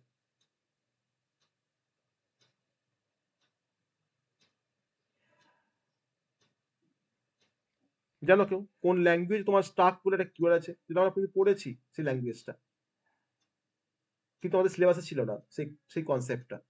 তার নাম হচ্ছে স্ট্রাকচার অ্যান্ড ইউনিয়ন। নাম শুনছো নিশ্চয়ই সবাই, স্ট্রাকচার অ্যান্ড হ্যাঁ স্যার। ইউনিয়ন। এটা তোমার কিসের কন্টেন্ট? এটা সি এর একটা পার্ট, নিরিগন সি এর কন্টেন্ট। তাহলে কোনো স্ট্রাকচারকে যখন ডিফাইন করা হয় সিতে তখন যে কিওয়ার্ডটা ইউজ করা হয় তার নাম হচ্ছে স্ট্রাক্ট কিওয়ার্ড। স্ট্রাক্ট স্টুডেন্ট, আমি একটা স্টুডেন্টের তোমার স্ট্রাকচার তৈরি করছি, তার মধ্যে ধরো আমার তোমার স্টুডেন্টের নাম আছে, তার রোল নাম্বার আছে, তার ফোন নাম্বার আছে, তার অ্যাড্রেস আছে, তার ডিপার্টমেন্ট আছে। দেখো তোমার দেখো নাম দেখো তোমার ক্যারেক্টার টাইপের বা স্ট্রিং টাইপের, দেখো রোল তোমার দেখো ইন্টিজার টাইপের, পার্সেন্টেজ অফ মার্কস দেখো তোমার ফ্লোটিং পয়েন্ট টাইপের। তাহলে যখন একটা ভেরিয়েবলের মধ্যে যখন আমরা ডিফারেন্ট টাইপের ভ্যালুকে স্টোর করতে চাইবো, তখন তার জন্য তোমার যে ভেরিয়েবল ব্যবহার করা হয় তার নাম হচ্ছে স্ট্রাকচার ভেরিয়েবল। অ্যারে আমাকে সিমিলার টাইপের কোনো ভ্যালুকে স্টোর করতে হেল্প করে, নর্মাল ভেরিয়েবল তোমার সিঙ্গেল কোনো ভ্যালুকে আমাকে স্টোর করতে হেল্প করে, কিন্তু একটা ভেরিয়েবলের মধ্যে কি আমরা পারবো যে ডিফারেন্ট টাইপের ভ্যালুকে স্টোর করতে? আমার integer, character, float, double, string, সেটা আমাকে তোমাকে অ্যালাউ করে যে ভেরিয়েবল বা যে কনসেপ্ট বা যে টুলস সি প্রোগ্রামিং এর, তার নাম হচ্ছে স্ট্রাকচার। আর স্ট্রাকচারকে তোমার ডিফাইন করা হয় স্ট্রাক্ট কিওয়ার্ড দিয়ে। তো সেরকমই আমরা অ্যাসেম্বলি লেভেল ল্যাঙ্গুয়েজ প্রোগ্রামিং এ আমরা কোনো স্ট্রাকচারকে ডিফাইন করতে গেলে আমরা ব্যবহার করি স্ট্রাক্ট কিওয়ার্ড। তাহলে স্ট্রাকচার কিন্তু অ্যাকচুয়ালি তোমার কোনো একটা তোমার ডেটা স্ট্রাকচারকে তোমার ডিফাইন করতে পারি তোমার স্ট্রাকচার দিয়ে, ঠিক আছে? ডেটা স্ট্রাকচারকে তোমার ডিফাইন করা হয় কিন্তু স্ট্রাকচার দিয়ে বা স্ট্রাক্ট কিওয়ার্ড দিয়ে। তুমি দেখবে লিঙ্ক লিস্টে তোমাদের যত প্রোগ্রাম থাকে, দেখবে তোমাদের ফার্স্ট তোমাদের শুরু হয় স্ট্রাক্ট নোড দিয়ে, স্ট্রাক্ট নোড, তার মধ্যে তোমার থাকছে এবার ইন্টিজার আইডি, হ্যাঁ, এবার তোমাদের কিছু পয়েন্টার ফিল্ড থাকে, তোমার এটা শেষ করা থাকে। তো one kind of data structure, যার মধ্যে আমরা ডিফারেন্ট টাইপের ভ্যালুকে স্টোর করতে পারি। কিন্তু কিরকম টাইপের value? That is call heterogeneous data structure, যার মধ্যে আমরা ডিফারেন্ট টাইপের নাম্বারকে স্টোর করতে পারি বা ভ্যালুকে স্টোর করতে পারি। তো array is a example of a homogeneous data structure, কিন্তু আমার স্ট্রাকচার তোমার কিন্তু হচ্ছে আমাদের হেটেরোজিনিয়াস ডেটা স্ট্রাকচার। ওকে, তো that is the purpose of struct, যে স্ট্রাক্ট দিয়ে আমরা কোনো স্ট্রাকচারকে ডিফাইন করতে পারি, মানে আমরা কোনো ডেটা স্ট্রাকচার ডিফাইন করতে পারি, যার মধ্যে আমরা ডিবি টাইপের ভ্যালুকেও রাখতে পারবো, আমরা ডিডাব্লিউ টাইপের ভ্যালুকে রাখতে পারবো, বা আমরা তোমার ডিটি টাইপের কোনো ভ্যালুকেও কিন্তু রাখতে পারবো এই স্ট্রাকচারের মধ্যে। ঠিক আছে, এটা তোমার স্ট্রাকচারের কনসেপ্ট। তো আমরা সবকিছুই পড়লাম, অলমোস্ট আমরা সবটাই কভার করেছি। অ্যাসেম্বলার ডিরেক্টিভ, তোমার যতগুলো অ্যাসেম্বলার ডিরেক্টিভ আছে তার কিন্তু অলমোস্ট কিন্তু সবটাই কিন্তু আমরা কভার করেছি, মানে যেগুলো আমাদের সব থেকে বেশি ইম্পর্টেন্ট সবগুলো কিন্তু আমরা কভার করেছি। তো এই যে টাইপগুলো আমি বললাম, এই টাইপগুলোকে একটু ভালো করে মনে রাখতে হবে। আর এর সঙ্গে আমি অ্যাডিশনাল আরেকটা ডিরেক্টিভের কথা বলবো, সেটা হচ্ছে এক্সটার্ন। ওকে, এক্সটার্ন ডিরেক্টিভ, তাহলে তোমার লেখা হয় এরকম ভাবে EXTRN। এই এক্সটার্ন বলে কিন্তু একটা ভেরিয়েবল আছে সিতে, এক্সটার্ন ভেরিয়েবল বা এক্সটার্নাল ভেরিয়েবল, যে কারণে তোমার অনেক সময় বলি গ্লোবাল ভেরিয়েবল। ওকে, যেটা তোমার একসময় বলা হয় গ্লোবাল ভেরিয়েবল, যে আমি একবার ডিক্লেয়ার করবো মেন ফাংশনের আগে, আমি আমার প্রোগ্রামে তোমার যত ফাংশন, যত মেন ফাংশন, আমার আদার কোনো ইউজার ডিফাইন ফাংশনের মধ্যে তোমার না ডিক্লেয়ার করে আমি কিন্তু ইউজ করতে পারবো সেই গ্লোবাল ভেরিয়েবলকে। ওকে, তাহলে আমরা এক্সটার্নালি কোনো ভেরিয়েবল যদি আমরা ডিক্লেয়ার করতে চাই, শুধুমাত্র ভেরিয়েবল নয়, আমি হয়তো একটা কোনো প্রসিডিওরকে তোমার ডিফাইন করবো এক্সটার্নালি, বা ধরো কোনো লেভেলকে ডিফাইন করবো, তার জন্য কিন্তু আমরা ইউজ করবো এক্সটার্ন অ্যাসেম্বলার ডিরেক্টিভ। লিখছে হয়তো এক্সটার্ন, তোমার নাম দিলাম ভেরিয়েবল, তোমার নাম দিলাম হয়তো এম, দিয়ে তারপর তোমার ধরো এখানে লিখছি তার টাইপটা লিখছি, তার টাইপ তোমার হচ্ছে ওয়াট, মানে এমটা হচ্ছে একটা এক্সটার্নাল ভেরিয়েবল। এই ডিক্লারেশন তোমার অ্যাসেম্বলারকে বলছে যে এম হচ্ছে একটা এক্সটার্নাল ভেরিয়েবল যার নাম হচ্ছে এম, আর যার টাইপটা হচ্ছে ওয়ার্ড টাইপের ভেরিয়েবল, মানে আমি এর মধ্যে 2 বাইটের কোনো ভ্যালুকে আমরা স্টোর করে রাখতে পারি। তো আমি যেমন টাইপ তোমার ধরো এখানে ওয়ার্ড হতে পারে, টাইপ তোমার ধরো কোনো কনস্ট্যান্ট টাইপ হতে পারে। ওকে, বা তোমার ধরো হয়তো কোনো, আমি ধরো একটা কোনো প্রসিডিওরকে তোমার হয়তো ডিফাইন করছি, তখন ধরো ফার ডিফাইন করলাম বা নেয়ার ডিফাইন করলাম, আমি কিন্তু ডিফাইন করতে পারি। ধরো সাপোজ ধরো নাও এক্সটার্ন, আগে ধরো তোমার প্রসিডিওর তোমার নাম ধরো হয়তো সাম বা অ্যাড, এক্সটার্ন অ্যাড করুন তোমার হয়তো ফার, তার মানে কিন্তু এই অ্যাডটা হচ্ছে একটা তোমার ফার প্রসিডিওর, আমি তোমাকে কিন্তু এটাকে ডিফাইন করে দিলাম। ওকে, তাহলে আমরা সবসময় এক্সটার্ন দিয়ে আমরা কোনো এক্সটার্নাল কোনো ভেরিয়েবল বা এক্সটার্নাল কোনো প্রসিডিওর কে আমরা ডিফাইন করতে পারি by using extern assembler directive.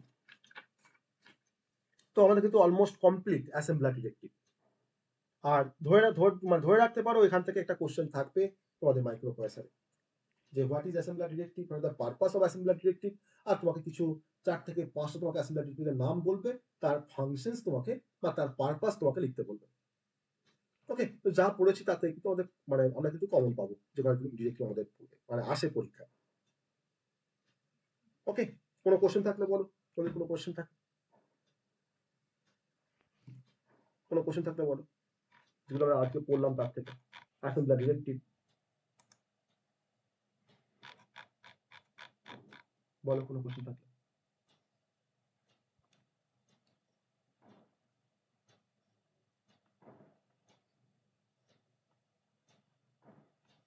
বলো, কোনো কোশ্চেন থাকলে বলো।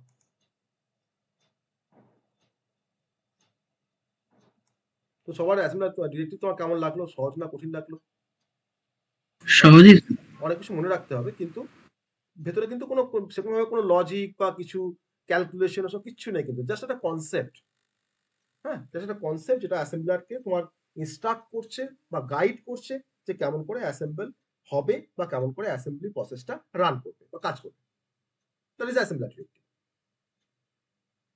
মানে এক্সট্রা কিছু ইনফরমেশন প্রোভাইড করছে অ্যাসেম্বলারকে, যে এটা ভেরিয়েবলের নাম, এটা তোমার প্রসিডিওর একটা, এখানে তোমার শেষ করা হচ্ছে প্রসিডিওরটাকে, এখানে তোমার একটা সেগমেন্ট শুরু হচ্ছে, এখানে তোমার একটা সেগমেন্টকে শেষ করা হচ্ছে, জাস্ট একটা গাইডেন্স অ্যাসেম্বলারের কাছে।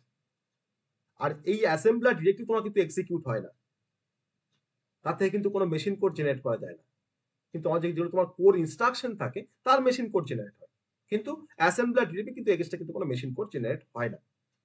ওকে, এটা কিন্তু সবসময় মাথায় রাখতে হবে।